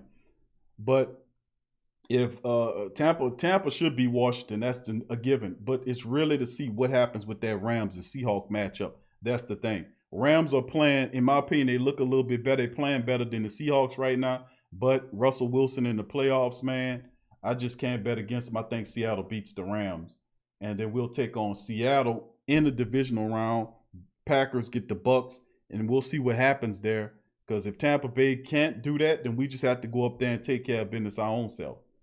You got to just go up there and take care of business and let Latavius Murray and the fullbacks and the tight ends and the big grinding offensive linemen, just tell them go up there and just brutalize them. Like old Mo from back in the day from the Three Stooges say, just murderize them. So we'll see how that shakes. But that's my call on the family. And of course, it could shake up because very well you can see the Rams. The Rams could sneak out of a win on Seahawks. It is possible. Rams could beat Seattle, and then they'll go to Green Bay, and we'll get Tampa in the next round. So we'll see how it all shakes. Listen, we only got a handful of days left before it works itself out anyway. But the supreme matchup is a lot of people want to see Tampa go up there to take care of Tom Brady, and then what have you. And, we'll see. But the Rams can go up there and handle business equally well. So, we'll see how it all shakes, man, at the end of the day. But if we really wanted the number 1 seed, we'd have did what we were supposed to do. But whoever do whatever, because people saying we don't want the Green Bay, I don't care about going up there to go up there to Green Bay. You have a defense and a running attack. You don't have to rely on the pass in the snow. You have a defense and a running attack. And guess what? Green Bay can't stop the run. And so if we know shit from sugar, and we do, especially when they talk about when it come down to football, then we know most certainly the Saints should beat the Packers when they mind right. So what happened last time, Q? To all of the Packer people out there. What the hell happened last time, Q? Well, you got to look at your coach for that. You only had what they say, well, I'm in the carriage. You had 22 carries in the matchup against Green Bay. In the matchup, and you had 15 straight passing plays at the back end of the game. For real? Really? I mean, you're not balanced at all, bro. But when we do what we're supposed to do, we're supposed to beat those teams. Green Bay cannot stop the run. You shouldn't have just 22 or 23, whatever the hell it was, carries on Green Bay. At no point of the game you should have went 15 straight passing plays. I don't care who you playing a professional team. You don't think they know that? That's why you can't move the ball. Is you have 15 straight goddamn passing plays for real, dog? Seriously? And you trying to beat them? You think they stupid? You're saying this goddamn guy, he must think we stupid. All he doing is throwing the damn ball. But see, you can't tell him nothing. But he learned it now, though. So if anything happened, it's because we getting cute. That's the bottom line. The only way you lose in these games, if you lose to the Packers or anybody, is if you getting cute, because you are the best team in the playoffs, the deepest team in the playoffs, the healthiest team in the playoffs. There is no reason why, shape, or form that the Saints shouldn't win the Super Bowl this year. This shit is setting up for you to murderize everybody in the damn playoffs. You got a toss-up team like the Bears. You play your game, you get out of there healthy, you go on to the next matchup. You take care of whoever it is, whether it's the Rams, the Seahawks, or whoever it is. I don't care what the hell is a Seahawk anyway. Oh man, a pigeon, a mean pigeon. Listen, let me tell you something, bro. Bottom line is the Saints are the deepest team in the playoffs. But the only two factors of it is when you're playing it, you got to play the officials as well. You got to run the ball and take the game out of their hand. So be mindful and pay attention to curious, stupid calls, play calling, and terrible play calls as well. 9 calls. It all goes down in the playoffs when the referees come out. They turn really stupid, and they stupid already. But they turn and corrupt. They stupid and corrupt already. But when the playoffs start, they get even stupider and even more corrupter. When they opt out of a challenging touchdown, all this kind of fanciful nonsense, you're going to see a lot of it. So if you want to beat the smelly, stinking, rotten-ass referees, run the ball, and you will take them out of the game like you took them out of the Carolina game, like you took them out of the Minnesota Vikings game. That's how you neutralize the threat of the stinking, garbage, empty-headed, corrupt, funky, stinking, rotten, dog-ass referees. That's how you beat them and beat everybody in front of you. All right, with all that said, that's a lot. That was a lot, right? That was a lot of impactful words there. But big ups to the rest of the family members chiming in this thing, man. Hit upon the like button, share the link, and listen, I'm going to take a quick commercial break, and I'll be back on the other side of the break. And please feel free to put whatever questions, concerns, or comments that you are asking me of the Great Saint Think Tank. Put them in the chat right now, and I'll make sure I cover them for the rest of the show. And then, we'll be out of here. Like I said, I'm going to be with you guys up until, what I said, like around 8:30. So I'll probably go to 8:45. I'll try to get the rest of your comments in there. So y'all put y'all comments in there, and I'll be back in a couple of minutes. So y'all stay right where y'all. I'll be right back. Live clean, eat cleaner. The only natural and patented produce wash. Eat Cleaner is a tasteless, odorless, and lab-tested line of food wash and wipes that is up to 99.9% more effective than water in cleaning wax. The only natural, patented produce wash in a 14-day study, applying Eat Cleaner all-natural fruit vegetable wash to a variety of fruit and 100 pure guaranteed vegetables. Also prolongs shelf life up to 5 times lives longer through a natural blend of fruit acids and antioxidants. This can help save your family on average of over $500 per year, reducing waste and making it easy to get your half plate of fruit and vegetables each day. Eat Cleaner offers a wide variety of solutions for food safety and shelf life extension for consumers, retailers, food service, and operators. USDA bio-based, OMRI listed for use on organic produce, non-GMO, vegan, gluten-free, made in the USA, lab-proven, and patented. So if you want cleaner fruits and veggies, try Eat Cleaner. Check the link in the description section below.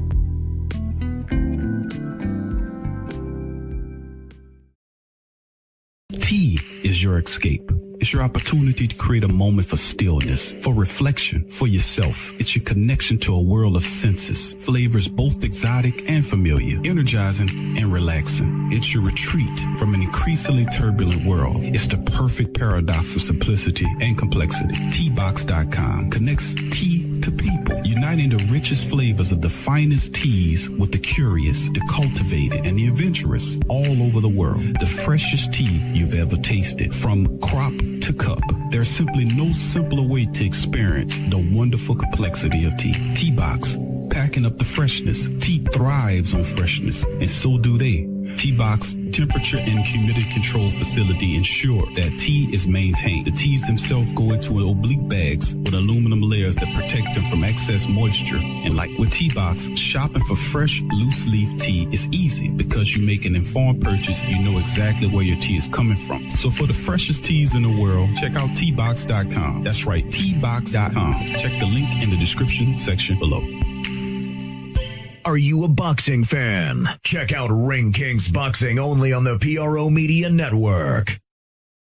The Kleins family has been getting people to go nuts for old nuts since 1995. As legends have it, a number of the Kleins friends who heard the idea said you can go nuts trying to name a store like that. In the excitement, the Kleins thought their friends said old nuts instead of go nuts and proceeded to throw caution to the wind. Old Nuts has over 2,000 items, bulk and wholesale prices of a whole lot of your favorite fruits, nuts, and confections. A selection of gift baskets for any budget, any occasion, and provides one of the best and impressively rated shopping experiences on the web. Fact is, between their selection, service, speed, or their online presence in the virtual mirror retail experience, they have developed an enviable client base that's comprised of personal and professional customers who count on their remarkable range of gift baskets. Think of gift basket, think about Old Nuts. Check them out, oldnuts.com. Check the link in the description section.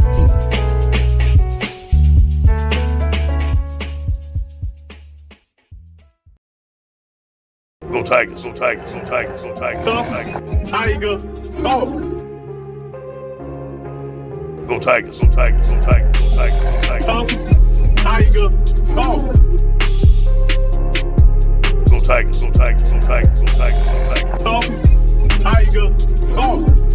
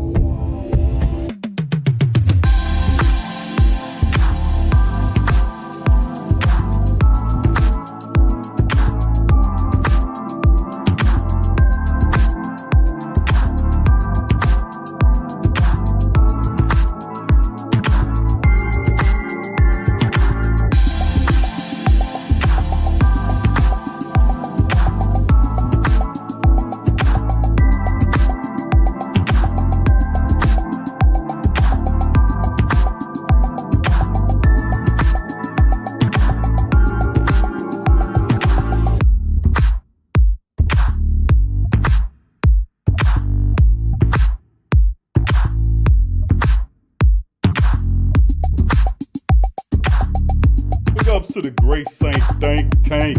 We're in this thing, man. Sports Coma. Thursday episode, TSC Drew gets Can't Guard Mike back and more. We're in this thing. Much love to the family members. Oh, man. Man, I tell you what, man, a lot of good news in the world of the black and gold. Especially here, Mike Thomas coming back. Drew Brees is definitely excited and happy to get the slant guard back on the field, as well as Alvin Kamara will be good to go. Deontay Harris, our running core, our entire running back room returns intact and hungry to put up some stuff. Latavius Murray said in the interview, he's really chomping at the bit to get going. And those guys, the whole room had an opportunity to rest, so they feeling good about it. So like I said, we're not only the deepest team, the most talented team, not to crap on everybody else's club. I'm just speaking that real. Even people who don't know nothing about football that read off of teleprompters all day know that. Say, man, you know what? The Saints pretty deep. You know, you got to be. The Saints won a lot of contests, man, to be honest with you. Over the last, over this year, finishing 12-4, you won a lot of contests. And truth be told, we could have had a lot more than that. But the reality is, sometimes you take a step back to take one forward. You know, you take one step back to take 2 steps forward or 3 steps forward. Sometimes that's happened because when guys went down like Michael Thomas, we missed him for pretty much half or more than half of the season. You know, other guys got an opportunity to say, listen, man, I can play this game.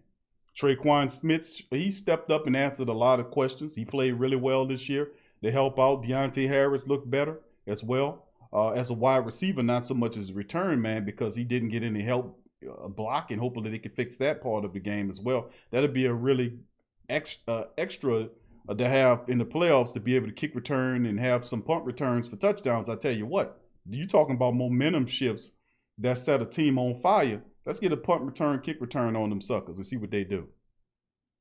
Also, you know, we getting him. Of course, you see what Marquez Callaway could do. He stepped up and had some time. Jordan Humphrey had an opportunity to step in there for a few games. Jawan Johnson.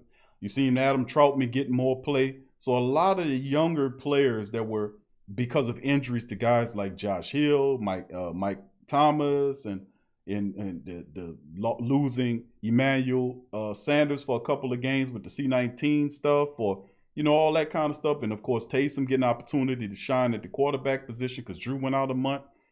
You know, and then toward the back end of the season, you had guys like Marcus Williams who took a little break, but he's back. You had the entire running back room took a break. They back. Trey Hendrickson, hopefully, he'll have a limited or fully practiced designation for Friday, so he'll be good to go because we definitely could use Trey Hendrickson in the playoffs. You know, so a lot going on there as well. So big ups to the family members for being in the chat. Much love to you guys. I'm going to run down the chat. Any questions, concerns, or comments for the summation up to about 8:30. I'm going to be running down your comments and questions. And yes, and I think Brother Jerry, who that to you's asked no phones tonight. Not on Thursday, my friend. We're just doing the chat for tonight, running down the comments. So if you have any questions, my friend, or whatever, just drop it in the chat. Tomorrow is our big show in which we will be on air for 3+ hours. 3 hours. We'll start it earlier tomorrow because tomorrow night is the Pelicans. And we'll fire it up, the show up around, I say about 5 o'clock. You know, we'll go live tomorrow at 5 because the Pelicans play on 8, and I usually cover both. So big ups to the family members. Thank y'all for joining us in this one. And I'm going to get right into the chat. So who that to you, please hit up on the like button if you hadn't hit it, and subscribe if you are a subscriber. Thank you very much. All right, who that for life says something don't feel right about this game. It feel like the Vikings game. And, you know, and a lot of family members, that's the first playoff game in. A lot of people have that hesitation, like, I don't know. And that's pretty regular, man. It's a bit of what you would call it, man. You know, it's traumatic. You know, that's post-traumatic playoff syndrome. But you know what I'm saying? And that was done to you by the Saints. It's called post-traumatic Saints syndrome. Is it the post-traumatic playoff syndrome? And we all got a bit of that, who that for life. And you're absolutely right to be dealing with that to a degree because, man, you know how much crap we had to deal with over the last 3 years of playoffs. Absolutely ridiculous. I mean, I listen. If a lot of people feeling a bit anxious about it, a lot of people feeling a bit anxious about it because of what we done been through, and that's a part of the game. You know what I'm saying? We just have to rectify the wrongs, pay attention, and listen. Just just act better than I do. That's all I. I'm just gonna keep it real with you. Cause y'all watching them in-game live streams, man. I be cutting up in that. Just don't act like me. I just tell you what. Don't act like me. I let it all go, man. I'm not holding nothing in. All right, thank you for that. Who that for life? Much love to you, fam. Thank you for that. All right, let's keep it going, man. Let's keep it going down there. Questions, comments, fam, drop them in the chat, and I promise you I'm gonna get to them before the show ends. All right, Brian says, do you really think Aaron Rodgers, he says, do you really think Aaron Rodgers it's not going to get to the conference championship? Come on now. Aaron Rodgers, listen, it depends on who they draw. It's not a foregone conclusion that Aaron Rodgers will get there. Now, Aaron's playing really well, and Aaron Rodgers is one of my top 5 favorite NFL quarterbacks playing right now. I mean, he is. He is. He's listen, I would not be, it'll be a good years. Listen, Drew retires and Aaron Rodgers could be your quarterback next year. People say, come on, Q. Well, let me tell you something, man. Some weird alternate reality somewhere where Drew Brees retired. Tom Brady is your damn quarterback. If Drew Brees hadn't retired, if Drew had retired, family, Tom Brady would be your quarterback right now. I'm telling you the God's honest truth. How you know that? Because Tom Brady said so himself. He said he was waiting on Drew to see what Drew was gonna do. And when Drew said, I'm coming back, he went to Tampa Bay. And the contract was pretty much the same. It was a 2-year deal for the same money. Same deal. And if Drew said, nah, I'm gonna chill with my peoples, I'm good, Tom Brady would have been your goddamn quarterback. And then you'd have been getting all that national love and all them people loving on the Saints because Tom Brady down here. You would have got that, I'm telling you. It was that close. Had Drew said, I'm not coming back, I'm retiring, Tom Brady would have been that guy, I'm telling you.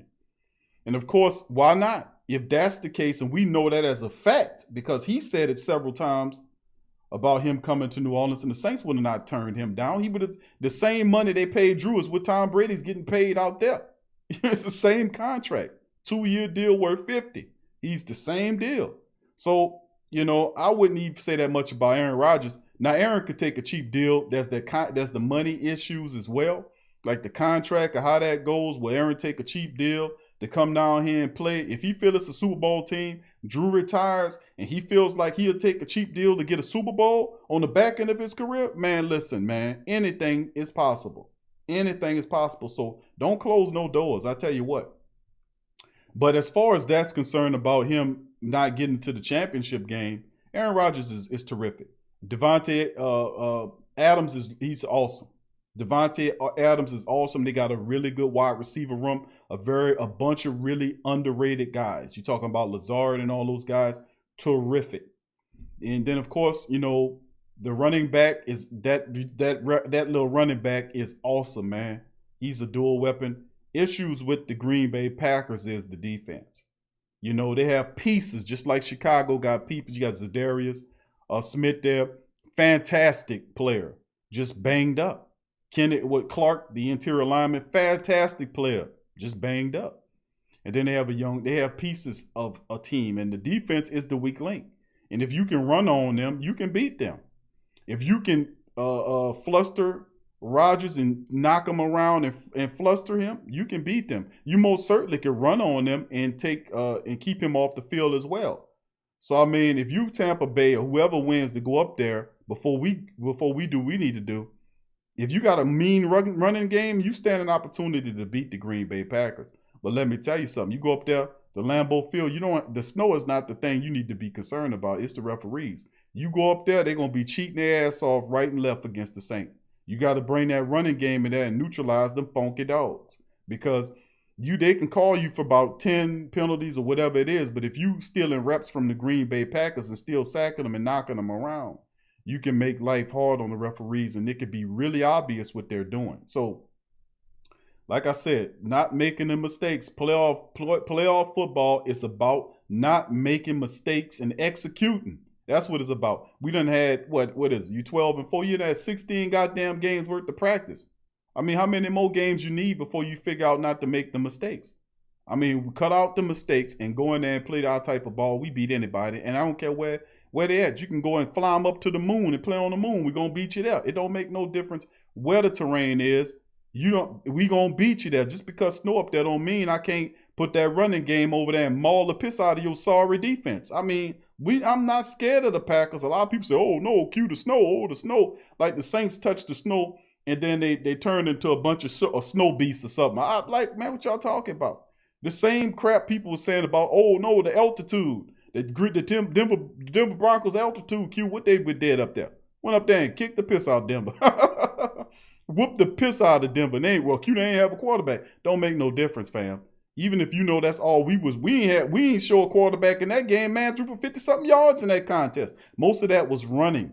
But you could not stop the run. I'm telling you, the terrain is neutral. Whether it's in the snow or not, you take over the terrain when you demoralize the other team. The Green Bay Packers is only a half a team. They did not fix the things that they needed to fix on the defensive side of the ball. I'm just keeping it real with you. You know, I don't understand, you know, like when they got some people, family, you know, they're not, this not aimed at you, Brian. It's just like I'm hearing people from all around the place, from commentators on television talking about the Saints they need home field advantage through the playoffs because they don't, you know, because we don't want them, they ain't gonna be able to go up there and play in the snow. I'm like, what? They ain't gonna be able to play at the snow. Don't them assholes realize that most of them people that got on the team that came from snow type environments, you think them people that's born way up there in the north come to New Orleans and forget how to play in the snow? Come on, man. The people know what it is. You got big Ryan Ramczyk. He came from the University of Wisconsin. What you think he used to playing in lava rocks? I mean, he used to cold terrain. Most of these guys are. You know, come on. These are professional football players. And besides, I'm going to tell you something. If you have a running game, which you have, if you have a defense, which you have, then you can beat any team anywhere. There's only half-ass teams in this league. I'm trying to tell y'all something. There's only half of teams, man. Half of teams. And if they're good teams, they're banged up. The Saints are a full team and they're healthy. How many times could you say that about what Green Bay or the rest of these teams going through? A lot of their people are banged up. You know, a lot of these guys, you know, they big banged up for a difficult season. The Saints are healthy. They're deep and the deepest team, but they keep talking all this spread stuff and all that. But listen, we can beat that 8 waves from Tuesday. I'm just letting y'all know. Thank you for the question there, Brian. I appreciate you.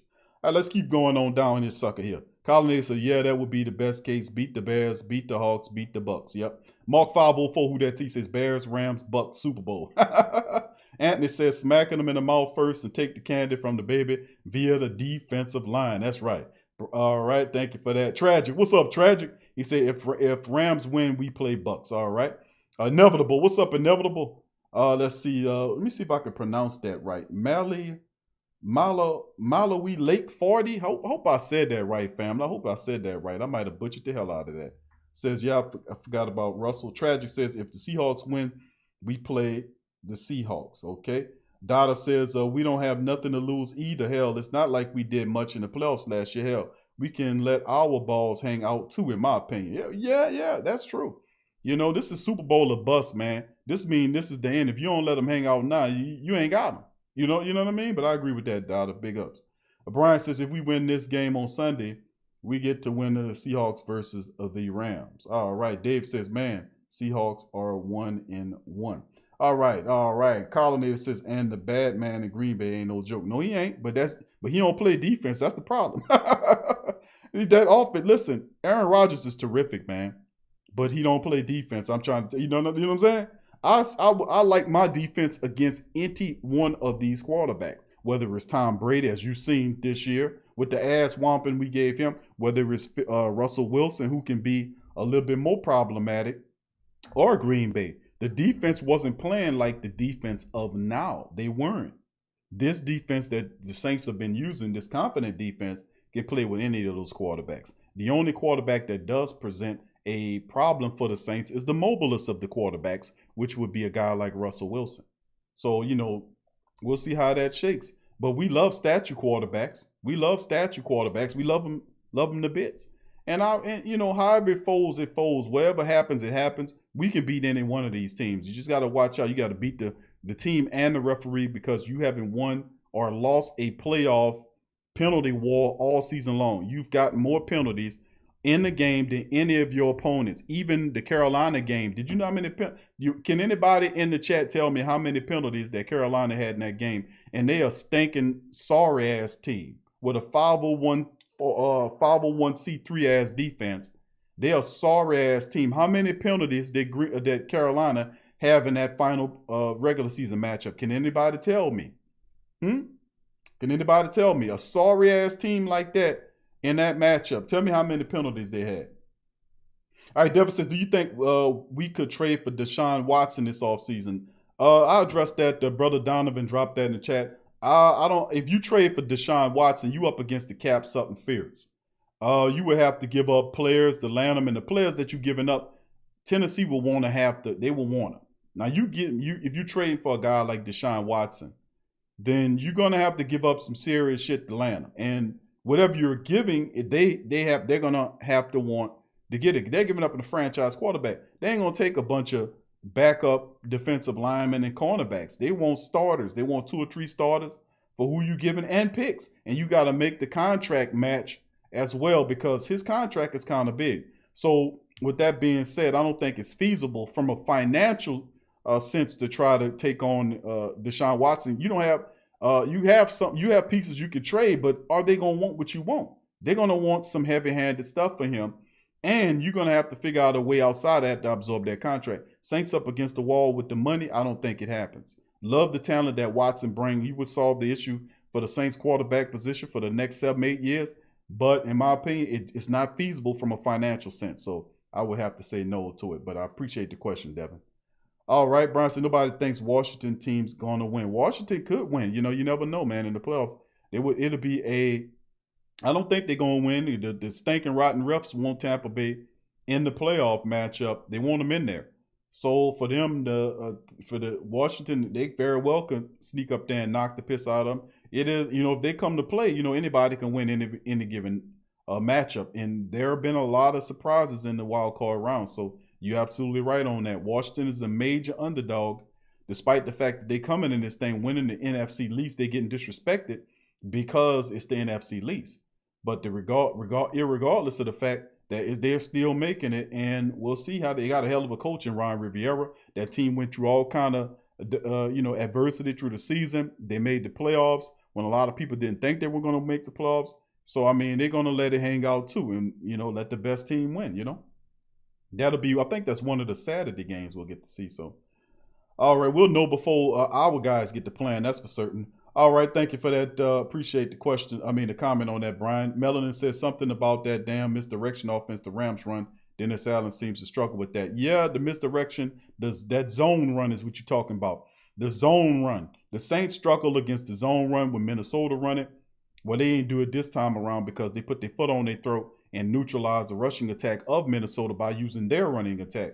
The stack pile and took away possessions, which forced Minnesota then abandoned their rushing attack to start throwing the ball more, which played into the hands of the defense. So with that being said, you're absolutely right. The zone run is a problem for the Saints, and they had issues with it facing several different teams last season to a degree. You've seen them fix a lot of that, but it's not totally fixed. But the Rams do have that zone run scheme that they can use on the Saints, and we'll see how it shakes, man. But the Saints defense, the play with that zone run, you have to have athletic guys up front, and we do have that. And another thing to add to the playoff stuff is the fact that we have all of our guys defensive line wise, we didn't have them last year healthy. You had guys like Trey Hendrickson, who was banged up. Even though Trey's banged up now, I fully expect him to play in this playoff series. He was DNP'd today. Tomorrow he should have hopefully he'll have a practice designation, whether it's limited or full. Hopefully it's not DNP. 2 back-to-back DNPs mean that he'll be shut down for the contest. So hope that's not the case for him to get in the playoff games. But Cam Jordan is healthy. Last year around this time, he had a groin injury, remember, that he hid from us. And you didn't learn until after the Minnesota Vikings game, a week after that he had surgery on the groin because the bone tore away from the muscle. Remember that? And of course, Trey Henderson was gone before the playoffs. He was on the IR. So was Davenport. So you have Davenport, you'll have Trey, you have Granderson, who stepped up, had a couple of sacks in the back end of the season as well in the Carolina matchup. So you have a healthy bunch of pass rushers. Malcolm Brown is healthy. You got Sheldon Rankins is healthy. You got David Onyemata, who's playing better than he's ever played before. And you got everybody there except for Quan, but I still like what I have in terms of a defense, to be honest with you. Okay, let's keep it going. All right, Heavy 360 says, watch a lot of Seahawks games. DK Metcalf is a beast, and Jamal Adams is playing lights out, but they're beatable. Yeah, they're pieces of a team. You know, it's like I was saying. You know, they got pieces of a team. Pieces. You know, you got Jamal Adams, you got this guy, you got that guy, and their offense look good. And they were able to get the pass rusher. What was his name? I forgot the pass rusher they picked up from the Bengals, but they added him to the defense.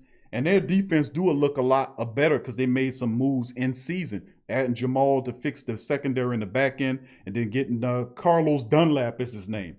Getting Carlos Dunlap, and Dunlap adds a pass rusher, a proven pass rusher on that defensive line. Does make the defense look a lot better with that added additive of those guys on there. But still in all, you know, they've struggled a bit toward the back end of the season. They have not looked as dominant as they're supposed to look. And DK Metcalf is a wildebeest. We always knew he was going to be that when he was in the SEC. I knew him and A.J. Brown was going to be fantastic. I just knew that. They were phenomenal players in the SEC. And I know when they left Ole Miss, both A.J. Brown and DK was going to be something else. It's, you know, I thought Laquan Treadwell was going to at least be something halfway decent. He turned into absolute garbage. But outside of that, yes, they do have a splendid offense. They have a tough matchup with the Rams in that wild card round. That's going to be a fun game to watch, to be honest with you. All right, let's keep on going here. Thank you, Heavy 360. Who that to you? Dada says Elvin Kamara just tweeted. He'll see us Sunday. That's right. And no doubt about it, he'll be in the building as well. All right, let's see what else we got there. Chiming in this piece. Closed caption, who that to you? Says we stopped running in the second half. Right. I mean, it's crazy. Talking about the Green Bay situation. Yep. Mark 504 said everybody having players in the stadium just got a tweet saying the Packers will have a crowd. Okay, well that's fine. That's good news there. Mark 504 says gull with a helmet, a seagull with a helmet. That's a Seahawk. Okay, that's what it got to be. I know, I'm like, what the hell is a Seahawk? Well, a mean ass pigeon. I mean, come on now.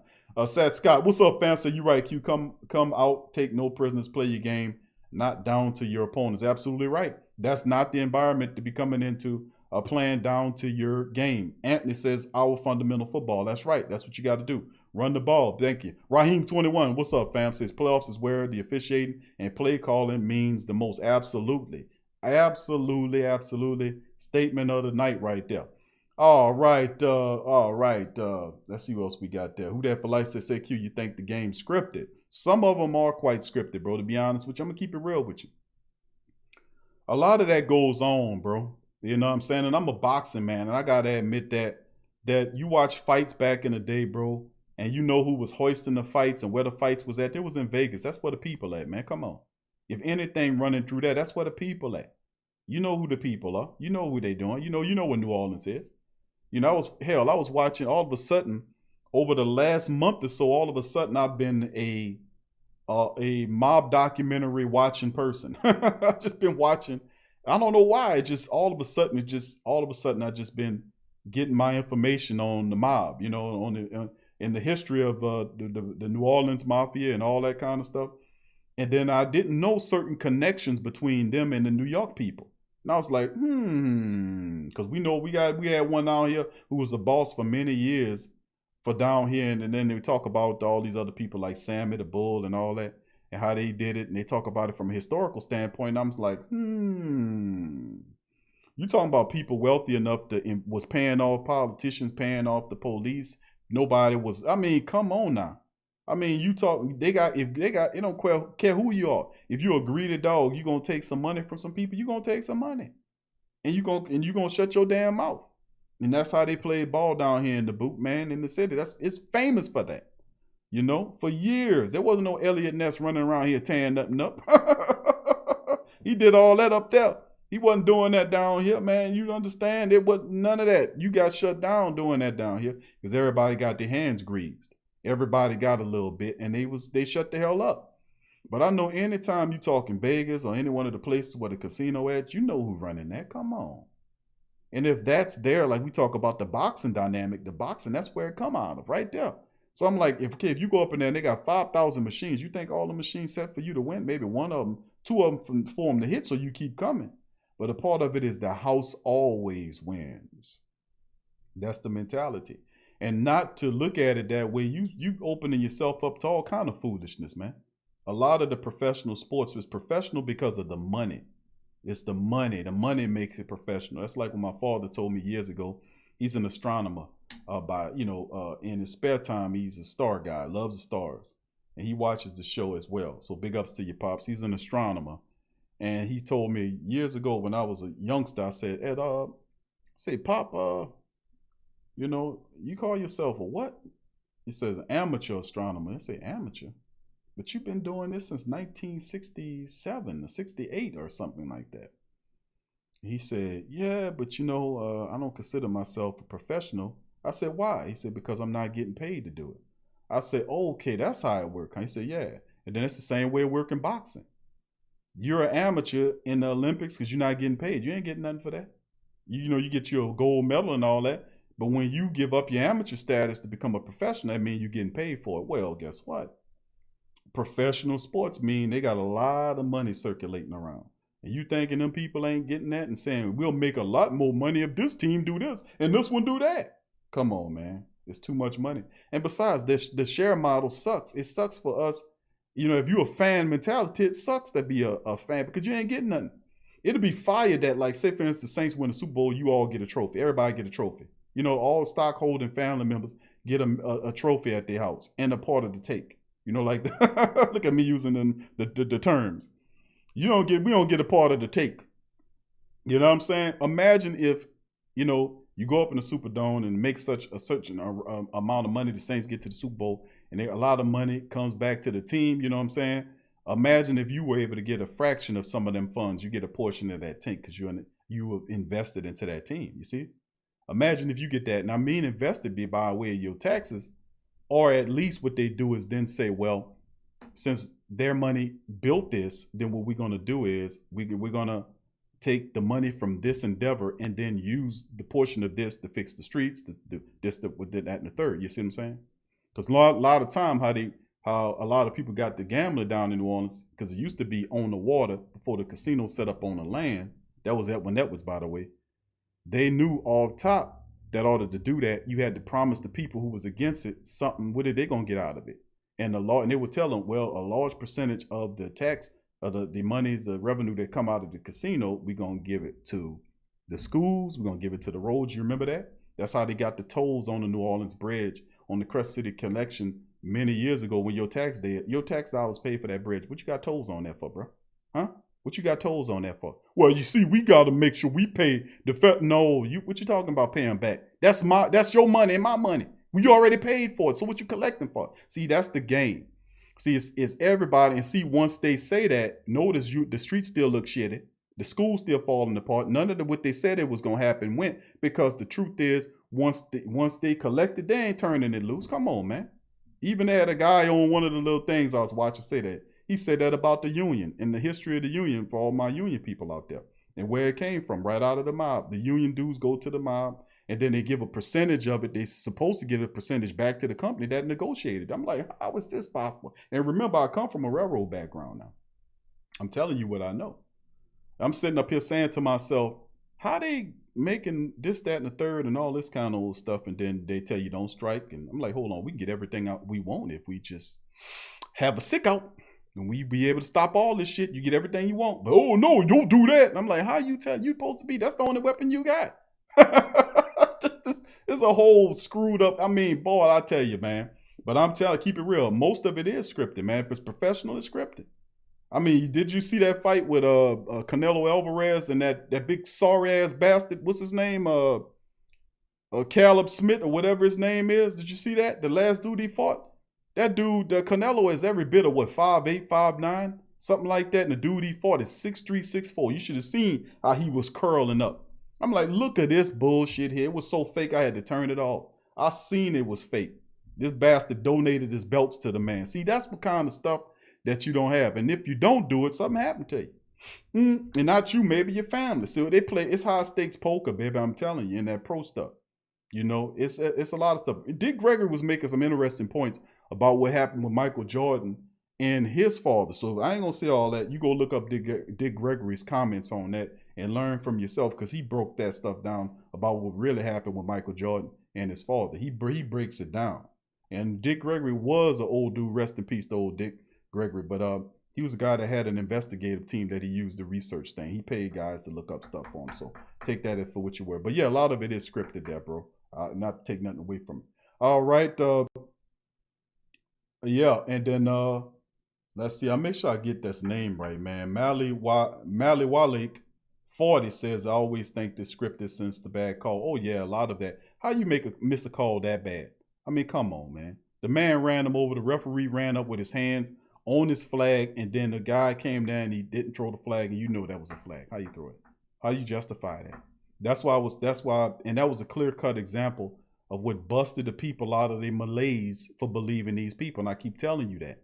I keep saying the same thing, and every year it gets even more glaring and glaring and glaring and glaring, because they run in the same scam. They're ringing us. That's why I constantly cuss at and fuss at and and literally disrespect the hell out of the referees, because they are absolute trash, because they're going in there with the plan to stop the other team or what have you. And the answer to that matchup is, how many penalties did Carolina get in the regular season finale against the Saints? One.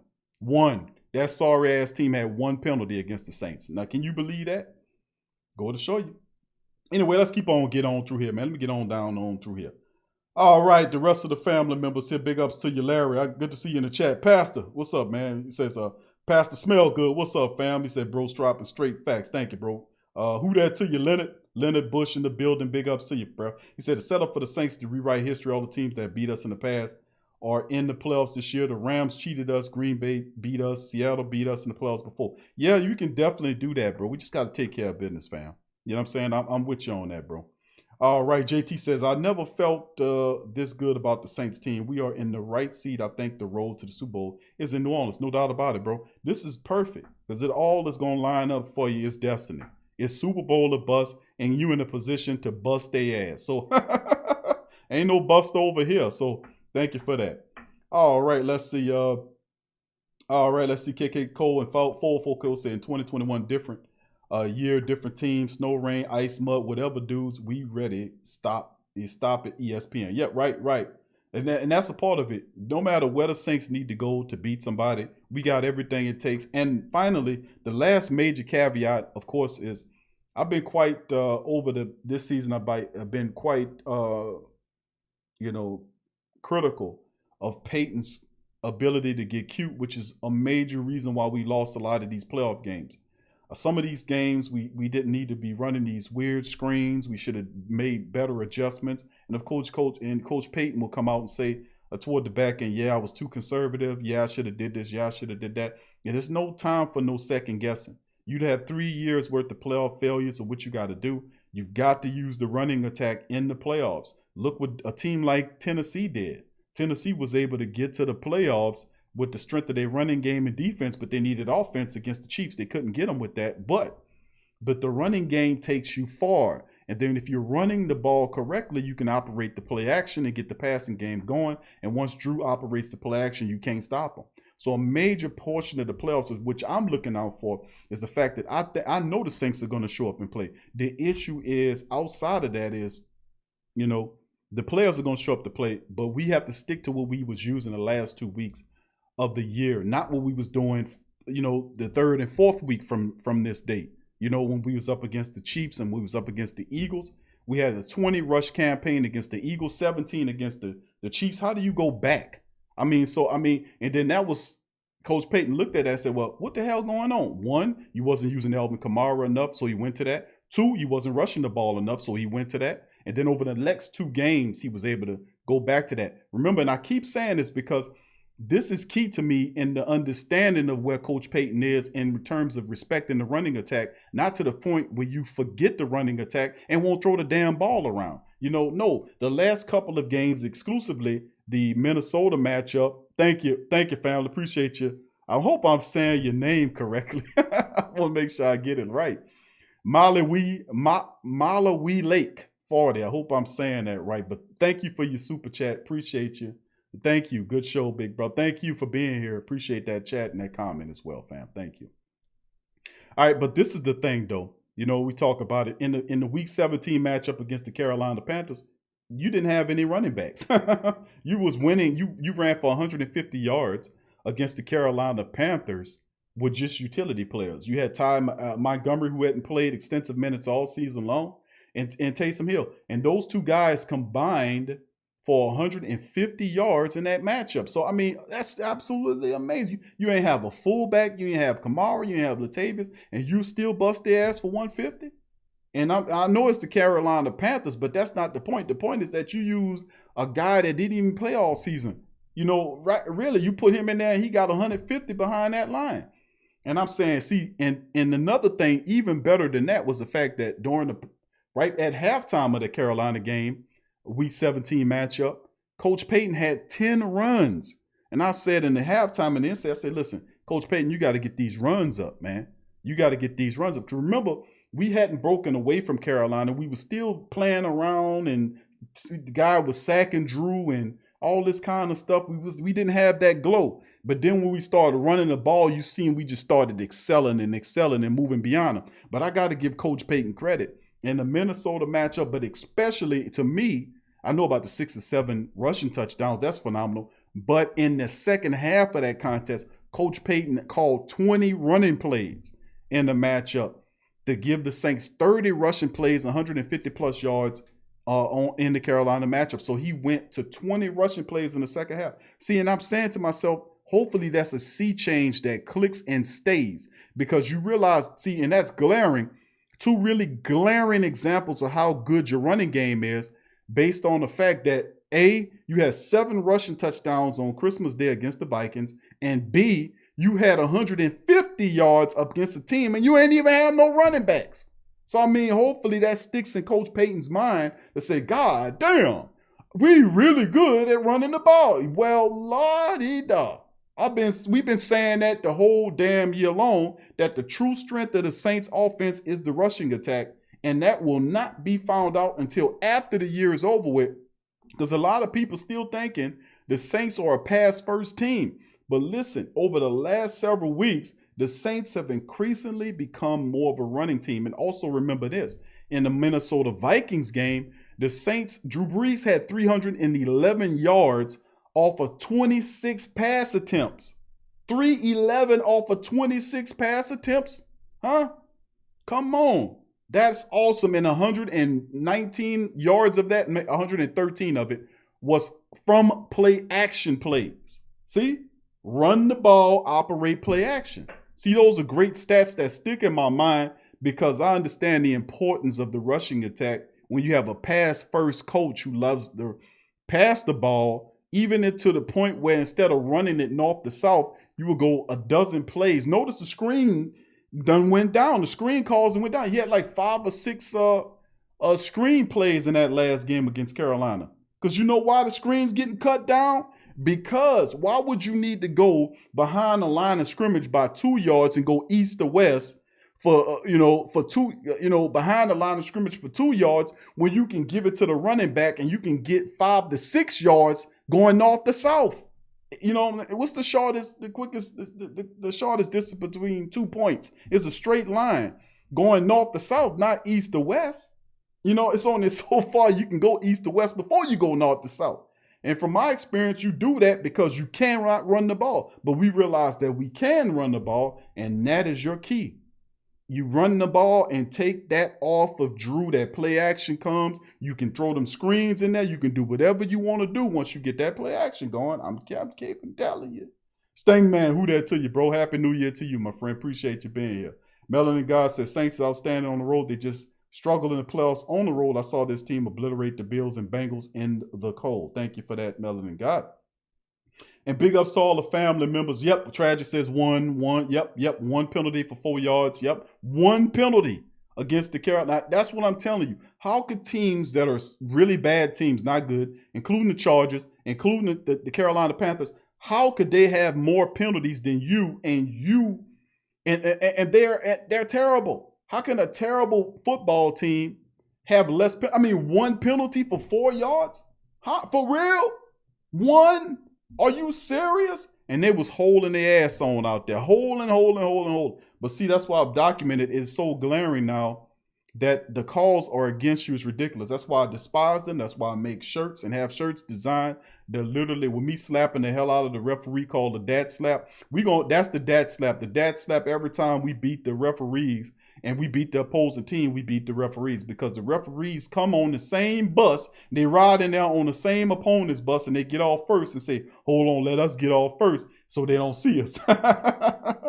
You don't need to do that. You don't need to hide nothing. Just walk your sorry ass in there with them at the same time because we know y'all riding on the same bus already. You ain't fooling nobody. All right, Stoic Bro, what's up, bro? He says the Watson trade is just a rumor. I don't think the Saints are interested. I hear you, bro, on that. I agree with you. I don't think nothing becomes of that. Sad Scott says I'm pulling for Alex Smith, but I want the best team to go knock off the Packers. So I hope it's the Bucks. The best team is us, my friend. So you might just get your answer.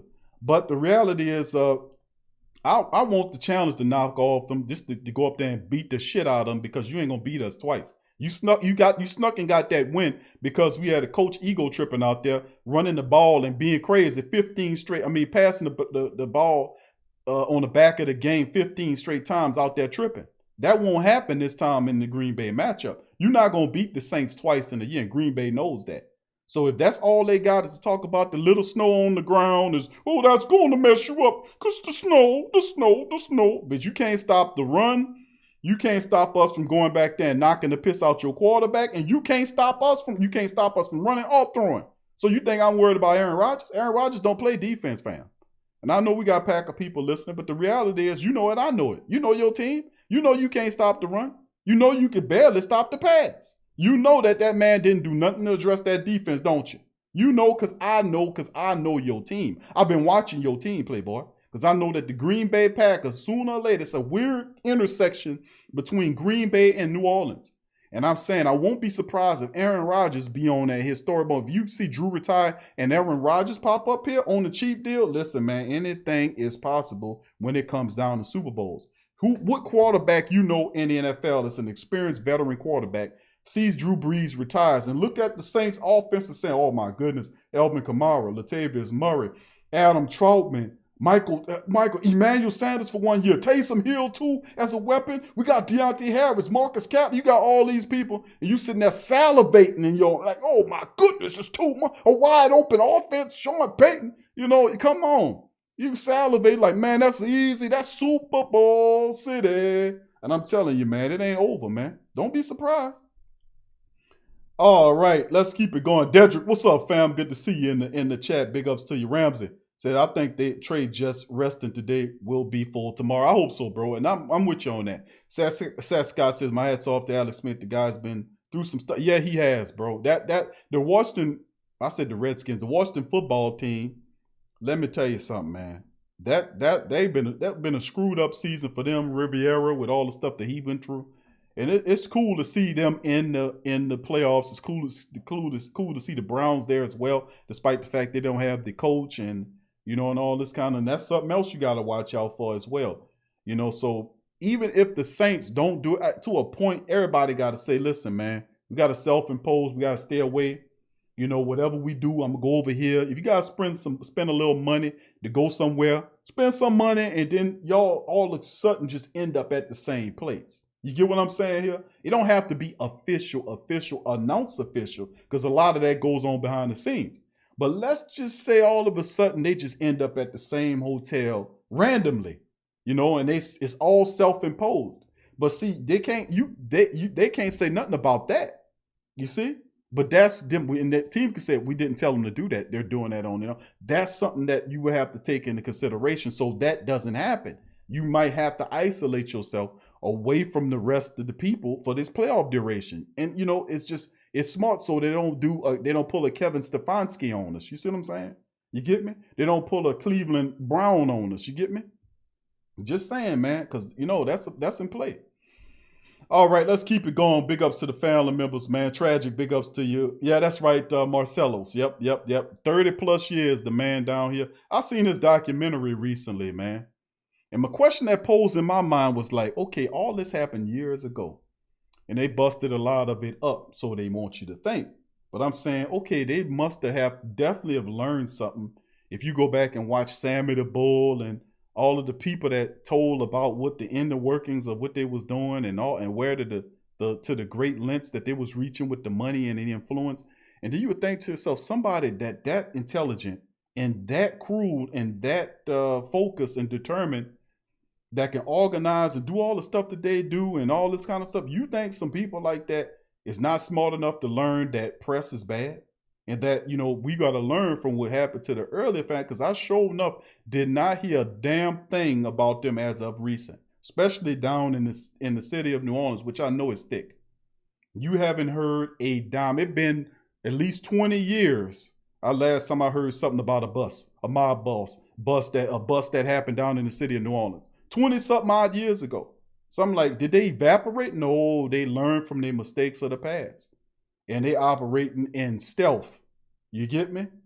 And that's what I'm saying a lot. And it's just like moving up through the ranks. Like you start at the ground level, then they move up, then the children becomes lawyers, doctors, and then a lot of them business people. And you don't think they're the businessman, but this the businessman, and then this guy over this organization here, this guy, and you never know. You don't know, because the new mantra it's got to be, listen, we learned from what happened back in the day with this and the third. We doing it like this now. So nobody don't know who the dude is, or whether it's in New York or whatever. Nobody don't know who the new man is, because they always got a new man, but you don't know who he is because you still talking about a dude dead 50 plus years ago. Oh, Al Capone and Lucky Luciano and all these guys, these fantastic gangster characters and all this kind of stuff.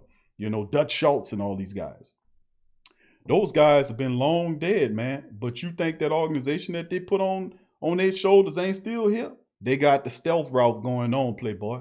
That's all I can tell you. People learn from their past, man. Smart people do anyway. Not to get jammed up. I know about the city of New Orleans. I'm going to tell you, that's how it operates, player. You might not know, but I'm telling you, they there.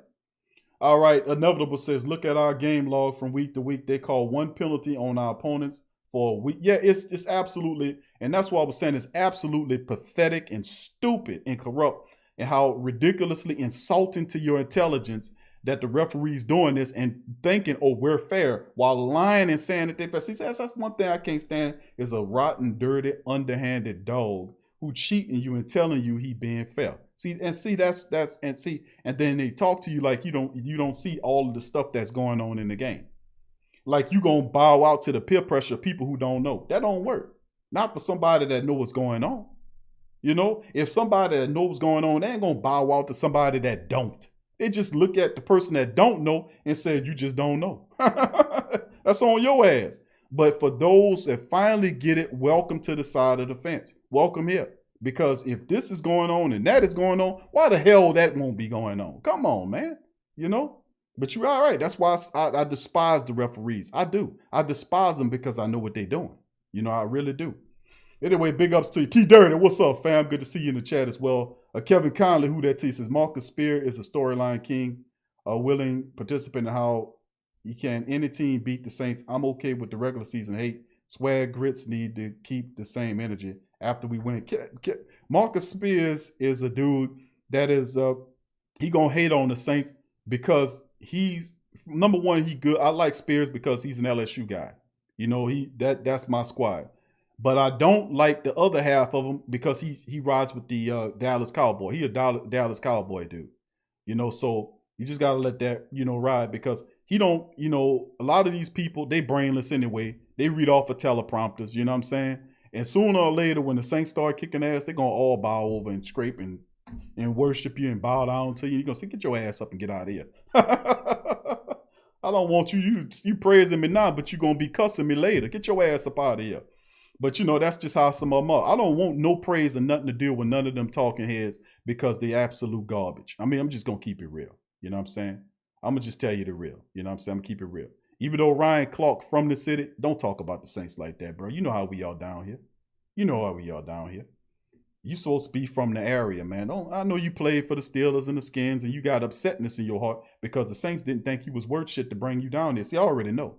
But you got a slight vendetta, but cut that out, bro. You made your money. You got your little gig on TV with your talking head and all that, but don't hate on the Saints. And he's done a lot better about that, of not hating on the Saints. He really has. Since we've been sparking them and getting them light and all this kind of stuff and riding on them on that, and plus the team's playing better, he'll look like an obvious hater to be still talking mess about the Saints at this point in time. So, I mean, if anybody's still like disrespecting the Saints seriously and not giving them they do, they're just a natural born hater. And whether you win or not, they're still going to be what they are. And you should let them be that. Because if they change to your side, you don't want them, because the moment you turn around, it's just going to stab you in the back. So why would you want a dirty, stinking, two-faced dog like that riding on the boat with you with a knife in his hand, or slapping, shaking, putting, patting you on your back saying, good game. And then next thing you know, he can stick a fork, stick a knife in the back. You don't want no dirty dog. Let them rotten dogs stay where they stay on that side of the fence. That's all I got to say about it,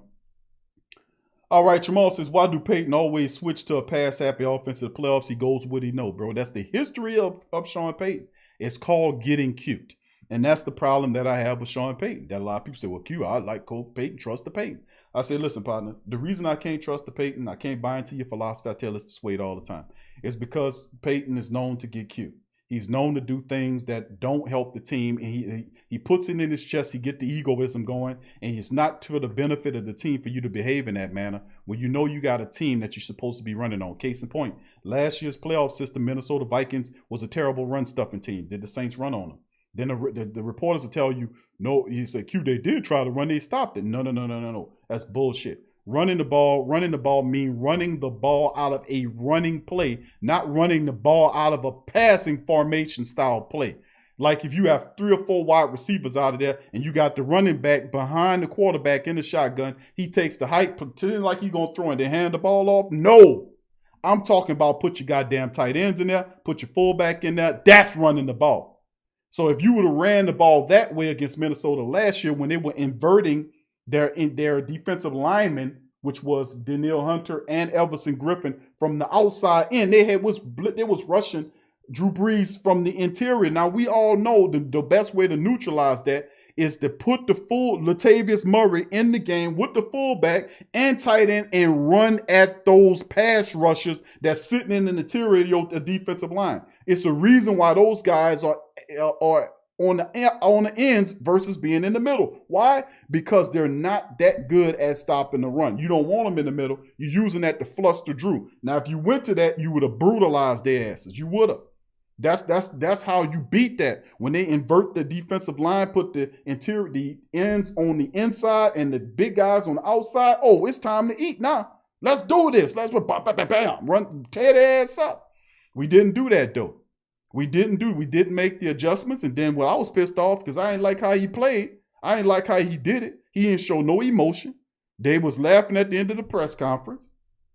Then he gets on the plane and goes to San Francisco the very next week to be a color analyst or a breakdown man on the 49ers versus Vikings game the next week. And I'm like, in a goddamn gray suit. I'm looking up there saying, how the hell are you going to take your sorry ass down there to San Francisco to coach that game? You just was a 13-3 team that fell through the floor against a team that you better than, and you mean to tell me you feeling confident in yourself to board a plane and have a prior commitment with Fox to be a goddamn color analyst and nobody don't say nothing about it except for me? And say, what the hell wrong with this picture? How is Peyton going to tell the Vikings how to beat the 49ers and the 49ers to beat the Vikings when you couldn't beat none of the goddamn teams? You couldn't beat the Vikings in the playoffs, and you couldn't beat the 49ers last year. So how you going to go out there and do that? Nobody said none about that shit except for me. And I've been trying to find that so I can spin that interview what he was telling them about running the ball. And I said, for real, dude? For real? You telling them to run the ball for real? But see, that's why I say you got to miss me with that, man. I done been through too much and seen too much to just go back to sleep and go, oh, well, I'm going back to sleep. Let me trust the paper. No, hell no. I'm wide awake, player. And that's what trusting the Peyton gets you. You got to be able to understand, man. I'm telling that to all the family members out there, that the guy gets cute. And that's the problem why a lot of people don't buy into the trust the Peyton philosophy. That's cool if you do. That's fine if you do. But I'm saying the last 2 weeks is a clear indication. Hopefully he sticks to the run because, listen, that's carrying you. It's the running attack, it's the strength. The passing game it works off the back of the run. And you see real success when you do it that way. Trying to go screeny and doing all this bullshit in the playoffs is going to get you marched out of there. So we got to run the ball to control the clock. That's when it comes down. And don't do no cute plays. When you need 3rd and 1, don't go with a draw. Don't go with no screenplay. If you got 3rd and 1, put the fullback in there with Latavius and let Latavius get that 1 yard. You hear me? Do you hear me? If you 3rd and 1, do not run a draw. A screen. Do not go screeny on me. Don't get cute. That's called being cute. You got Latavius Murray. He averages 4.5 yards a carry. Give it to him and let him get them extra yards. You get me? Don't do the cute stuff, please. That's what I'm saying. And we will win.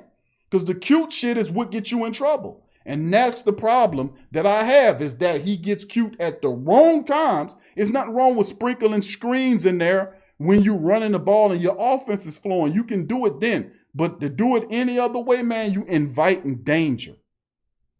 And they already figured you out as a screeny team anyway. You don't need to run as many screens when you can run north to south and pick up 4 to 5 yards per carry. I'm serious. That's the stuff why people have a problem. I'm telling all the family members who might not understand that is that why a lot of people have a problem is right around this time of the year, here come the cutesy stuff. Now, can he stay on focus? Can he stay and say, you know what? We got a badass running attack. Can we stick with the running attack? That's the question that a lot of people saying, Q, I don't know. He might go back to what he was. And I'm saying, bro, listen, hopefully that he learned from the Carolina matchup, which is why I was breaking it down. And the Minnesota matchup is that you beat them people. You put 7 goddamn rushing touchdowns up on them. Your rushing game is mean. It's severe. Then you go back and you beat the Carolina Panthers without a running back room. You put 150 up on them. That's telling you, bruh, your running a game is official. Use that to carry you ahead. Use that. Not the cutesy stuff. Not screening on a 4th and 1 or on a 3rd and 1. Please, no screens on a 3rd and 1. Please, no. Don't do it. Don't do it to us. Do not screen. Do not go north. Don't go east to west on a 3rd and 1. Please, I beg you. Don't do it. We got a mean running attack. We bad, bro. We awesome. We got guys that missed all of last week and they're totally healthy. Give them the ball. Let them run. Kamara didn't play week 17. The Latavius Murray said today that he itching to play. Let him run. Don't screen, coach. Don't go 3rd and 1 and throw a screen, coach. Don't do it. Don't do it. Y'all know I'm telling the truth. My goodness, I'm begging this man. Please, please, please, coach. Please, coach. No more screens, coach. Unless you got that running attack going, then sprinkle them in. That's fine. But please, coach, if we 3rd and 1, please no screens, coach. Please, it's the playoffs, coach. Please don't throw no screens, coach, on 3rd and 1, coach. Please don't do that. Don't throw the ball 2 yards behind the line of scrimmage to get 1 ahead of it. And altogether, the two behind it, plus the 1 you trying to get gets 3, as opposed to you just running the ball to get 1 yard. Please don't do that, coach. Please don't do it. Please. Peyton, please. Please, Peyton, please. No screens, coach. No screens, please. No. Don't do it, coach. Oh, man, I'm begging the coach not to run those screens on no 3rd and 1. Please don't do it, coach. Don't do it, coach. Don't do it, coach. Please don't do it. Quincy, who that to you, bro? Good to see you in the chat as well. All right, big ups to the family members, man. What's up, Bubba? All right, Bubba, big ups to you. Kevin Conner says Ryan Clark wanted to come to the squad. Yeah, that's right. He did. He did. The Saints didn't want Ryan Clark, man. I mean, and Clark did his thing, man. There's nothing wrong with Ryan Clark, man. Just don't hate on the Saints, bro. Don't do that. And you sit down here living in the city, and don't do that, bro. I know you played for the Steelers and the Skins. You like the Steelers. You won with them, and ain't nothing wrong with that, my brother. That's fine. But like I know, if you really from this area, and you look like you are, and I'm pretty much you can see, because you got some big goddamn eyes, bro. You got some big eyes. Your eyes bigger than Shula King's eyes. Who out there know who Shula King is? Oh man, he got Chris Tucker eyes, man. He can see into the future and further. But I know with Ryan Clark, with them eyes, he can see that the people serious about the club, man. So, just be cool, bro. Be cool. Don't do that. Don't put yourself in that room with them people. You know what I'm saying? Just be cool. David says, anyone notice how toe up they have us on the NFL shop? Jordan, who that to you? Good to see Jordan Kenshin in the building. All right. Melanie guy said Ryan Clark are traders to the city, in my opinion. Wayne made that song in 07 called The Six. Now he's a Packer fan. Well, that dude's so high half the time. I'm surprised he even know who's who. I don't really take them celebrity work. Most of them people stupid as hell, man. I'm just gonna keep it real and detach from reality, man.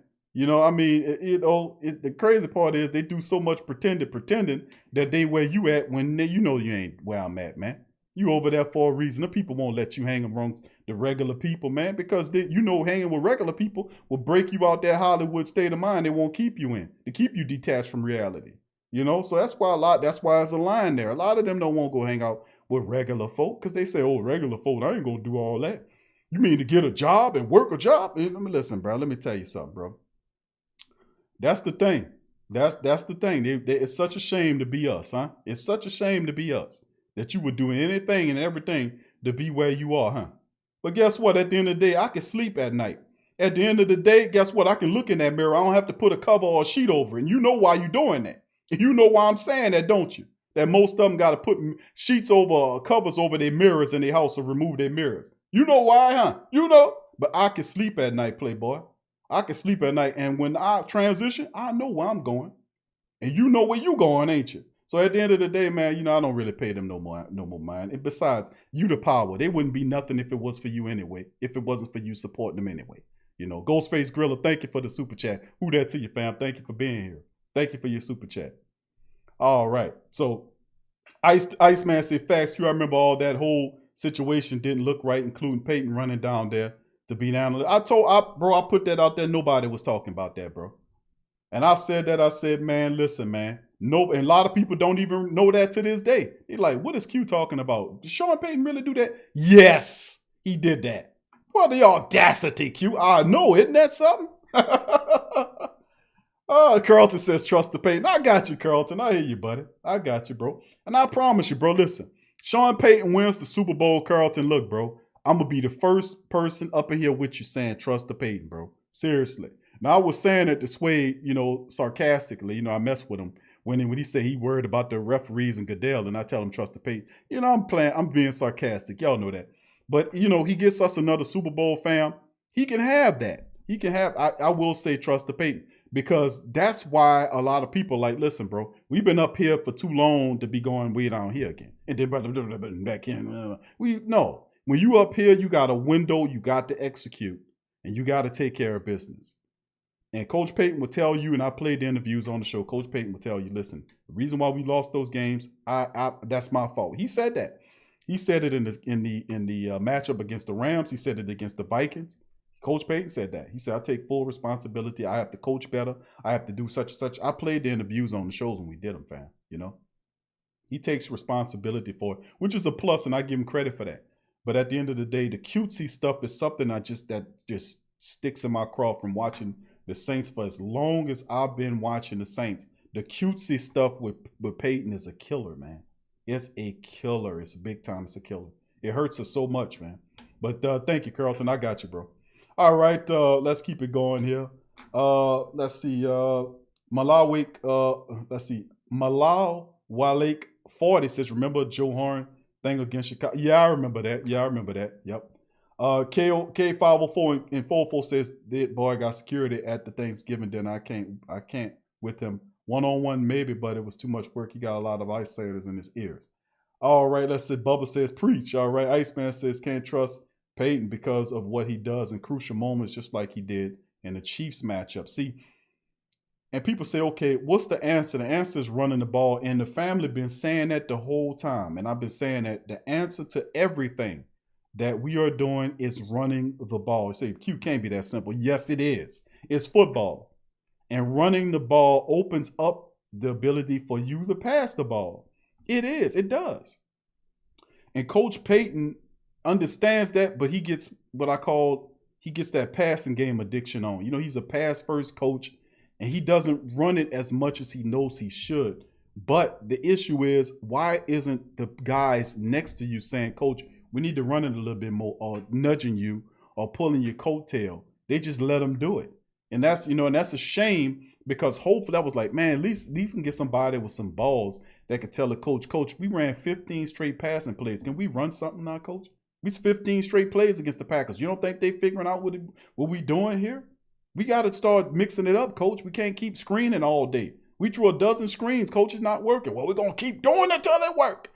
No, you can't do that, man. You can't be stubborn and bullheaded like that, man, because there's too much at stake for you to get that way. You got to understand where the game is going, and you got to adjust in the game to the game if you want control of the game, because you can't let your opponent get that momentum. If you see Drew getting sacked, you got to make some adjustments.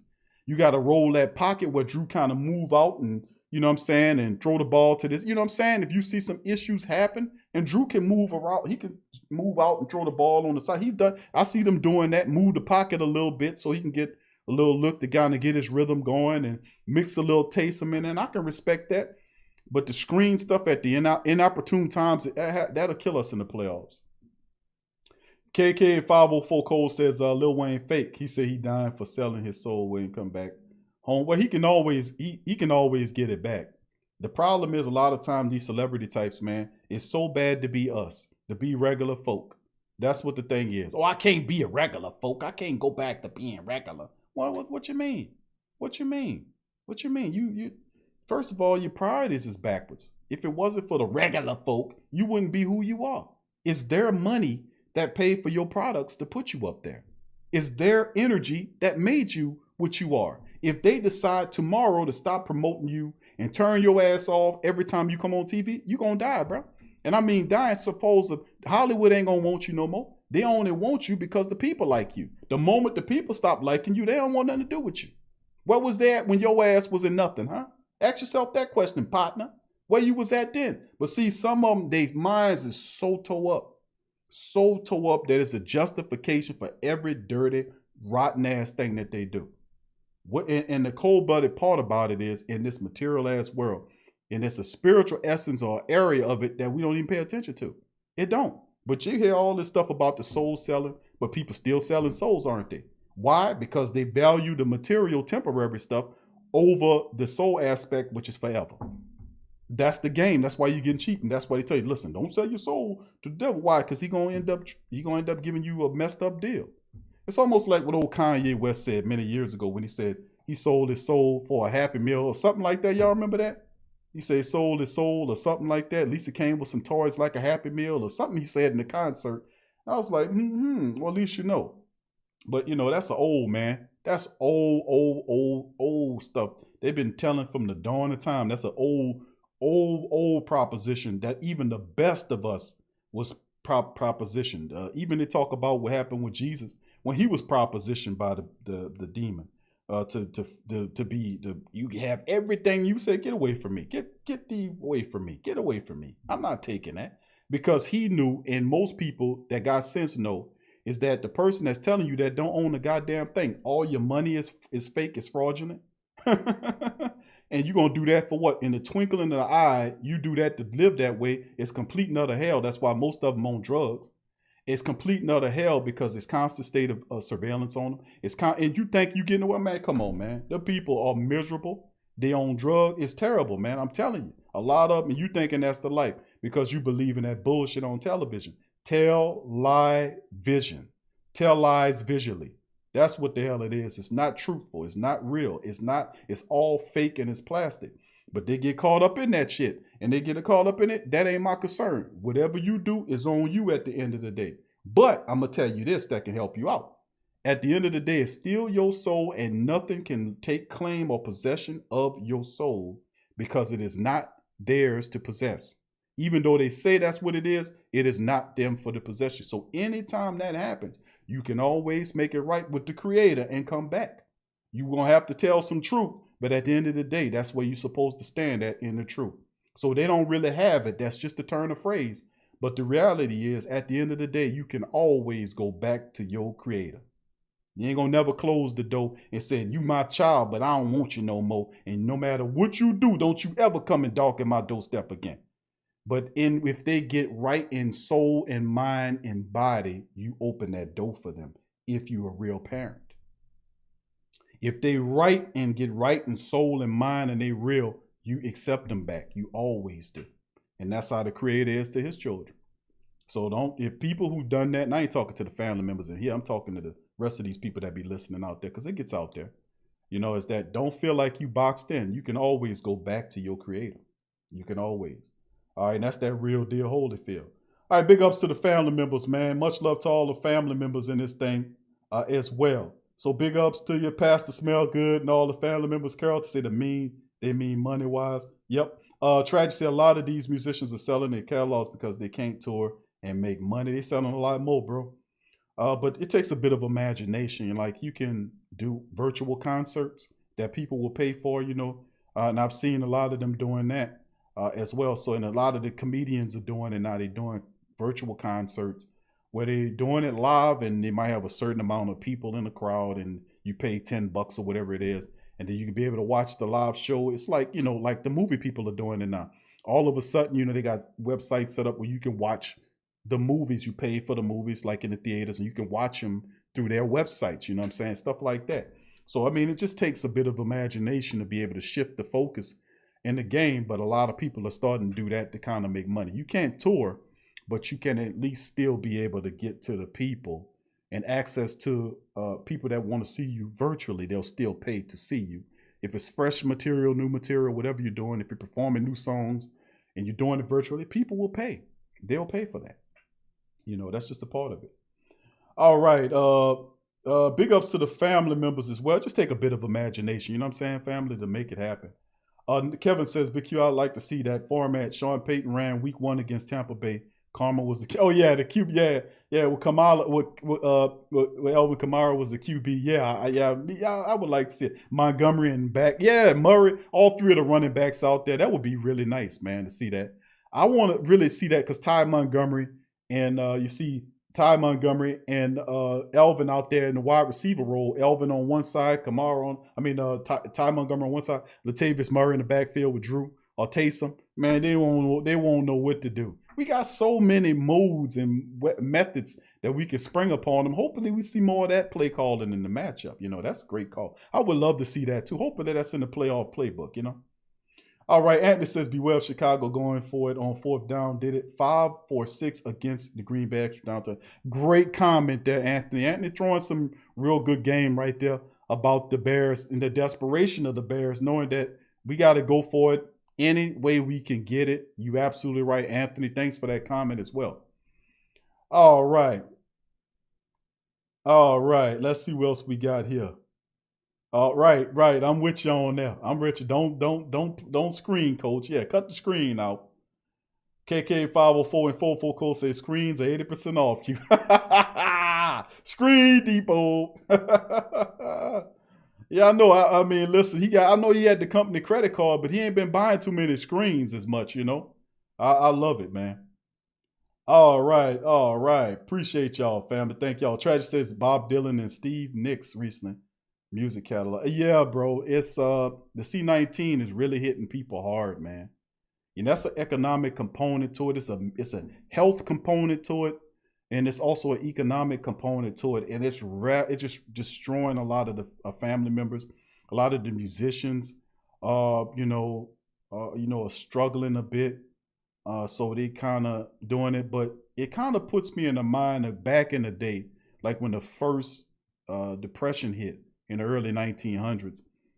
And people thought that was like something that happened just organically. That's not so. That was constructed to happen. Rockefeller and his buddies, Chase and Wahlberg, all them guys was a part of that.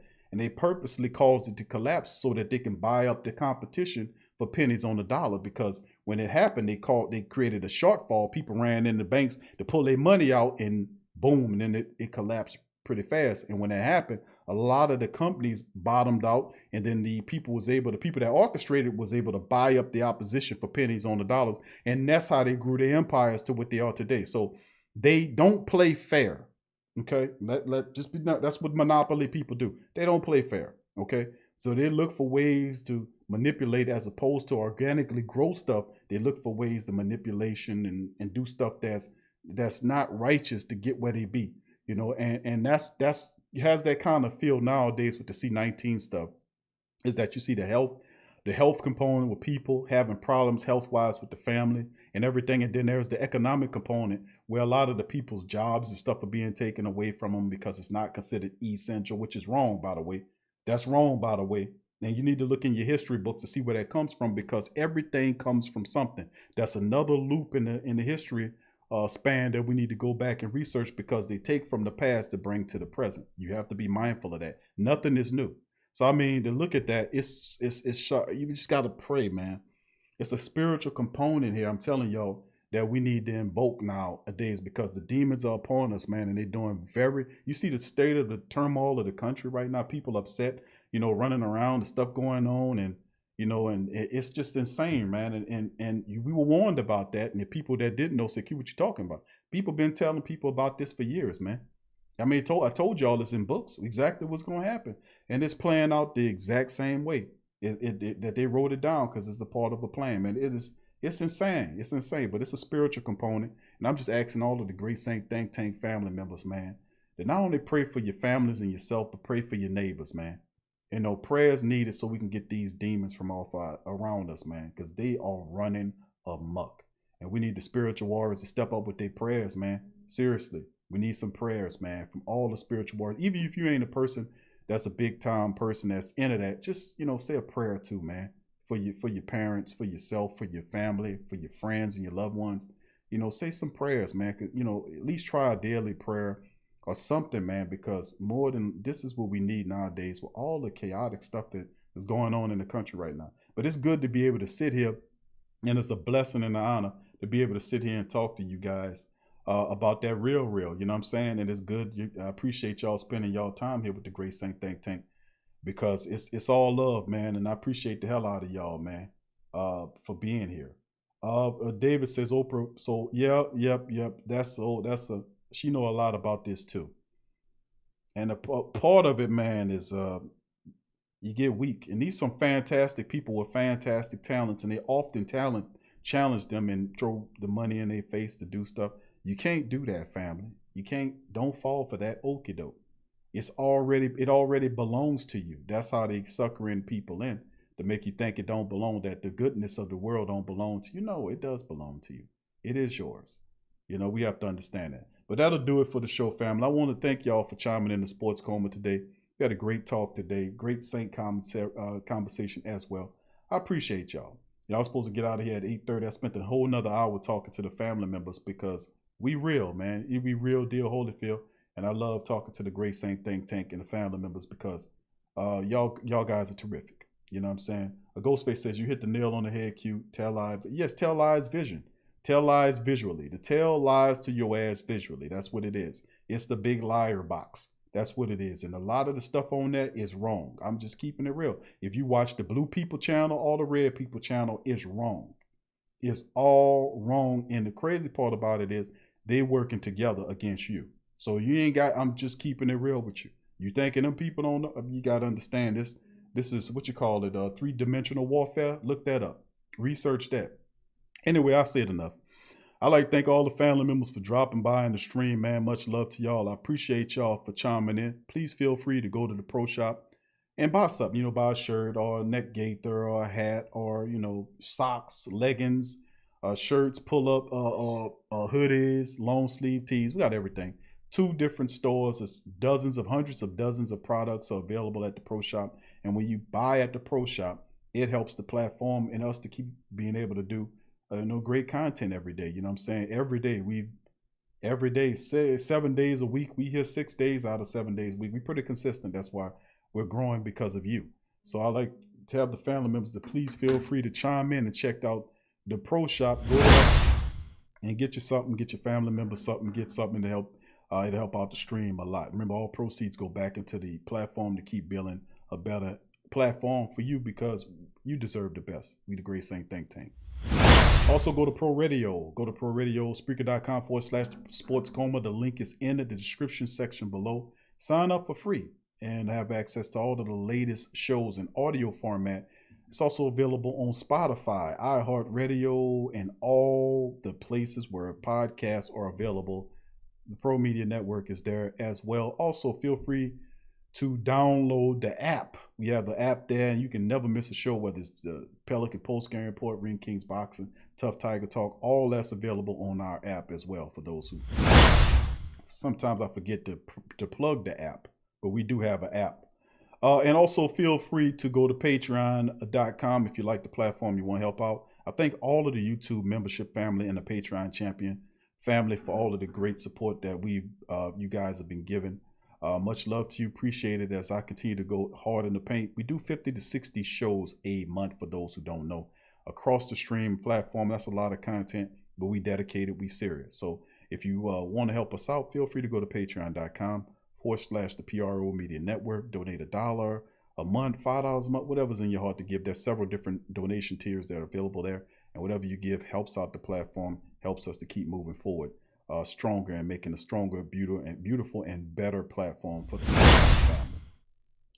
Once again, thank you guys for chiming in on the Sports Coma tonight. We'll be back tomorrow at 5 o'clock, family. We'll be open up at 5 o'clock show because tomorrow night is the Pelican Post Game Report as the Pels they take on the Charlotte Hornets. So it'll be Lonzo Ball against his brother LaMelo Ball. We'll be covering that game with the Pelican Post Game Report recap show after the game is over. DC is the co-contributor on that show. And you can feel free to pop in then. But we'll pop up with the Sports Coma tomorrow at 5 o'clock. It'll be a 3-hour breakdown show where we'll open up the phone lines, hear from you guys, get your thoughts, concerns, and predictions upon the Saints playoff game against the Chicago Bears. We'll have a full scouting breakdown, family. You know, we get real on these playoff versions of the Sports Coma, the Friday edition, the scouting report shows. We'll have a full scouting breakdown, statistics, injury report, depth charts, all that. You know how we do it every Friday. We go in. And then, of course, we open up the chat so the family members can chime in, pop up on the show, and speak their minds as well. All that's tomorrow at 5 o'clock on our Friday show. So much love to the family members. Thank y'all for being here. Thank our family members for your super chats and cash apps. Much love to you. Salute to the Great Saint Think Tank and the Who Dat Nation. So thank y'all for being here, and I shall see y'all tomorrow on our Friday show. Who Dat and peace. Yeah. Well, all right. Like you always say, welcome, welcome, welcome. #1 sports talking D. We ain't like the Falcons, we won't blow the lead. Look, all we talk is who that, who got cut and who back. Rookies and the vets, players you should look at. It's the Sports Coma, you don't wanna miss it. Got the pre-game party, post-game statistics. Get a visit from Sway, maybe DC or 5. It's the hottest thing smoking, Big Q and the guys. Go to YouTube Live, make sure you subscribe. Interviews inside the Saints locker room high. Talk to Drew, Jordan, Zach, Peyton, New Orleans, Who Dat Nation. Best believe when I say we bleed gold and black. Ain't a miracle or rivalry could ever hold us back. No, Beastquake, Bounty Gate, let the truth be told. It's the Sports Coma, all we know is say Super Bowl. Yeah.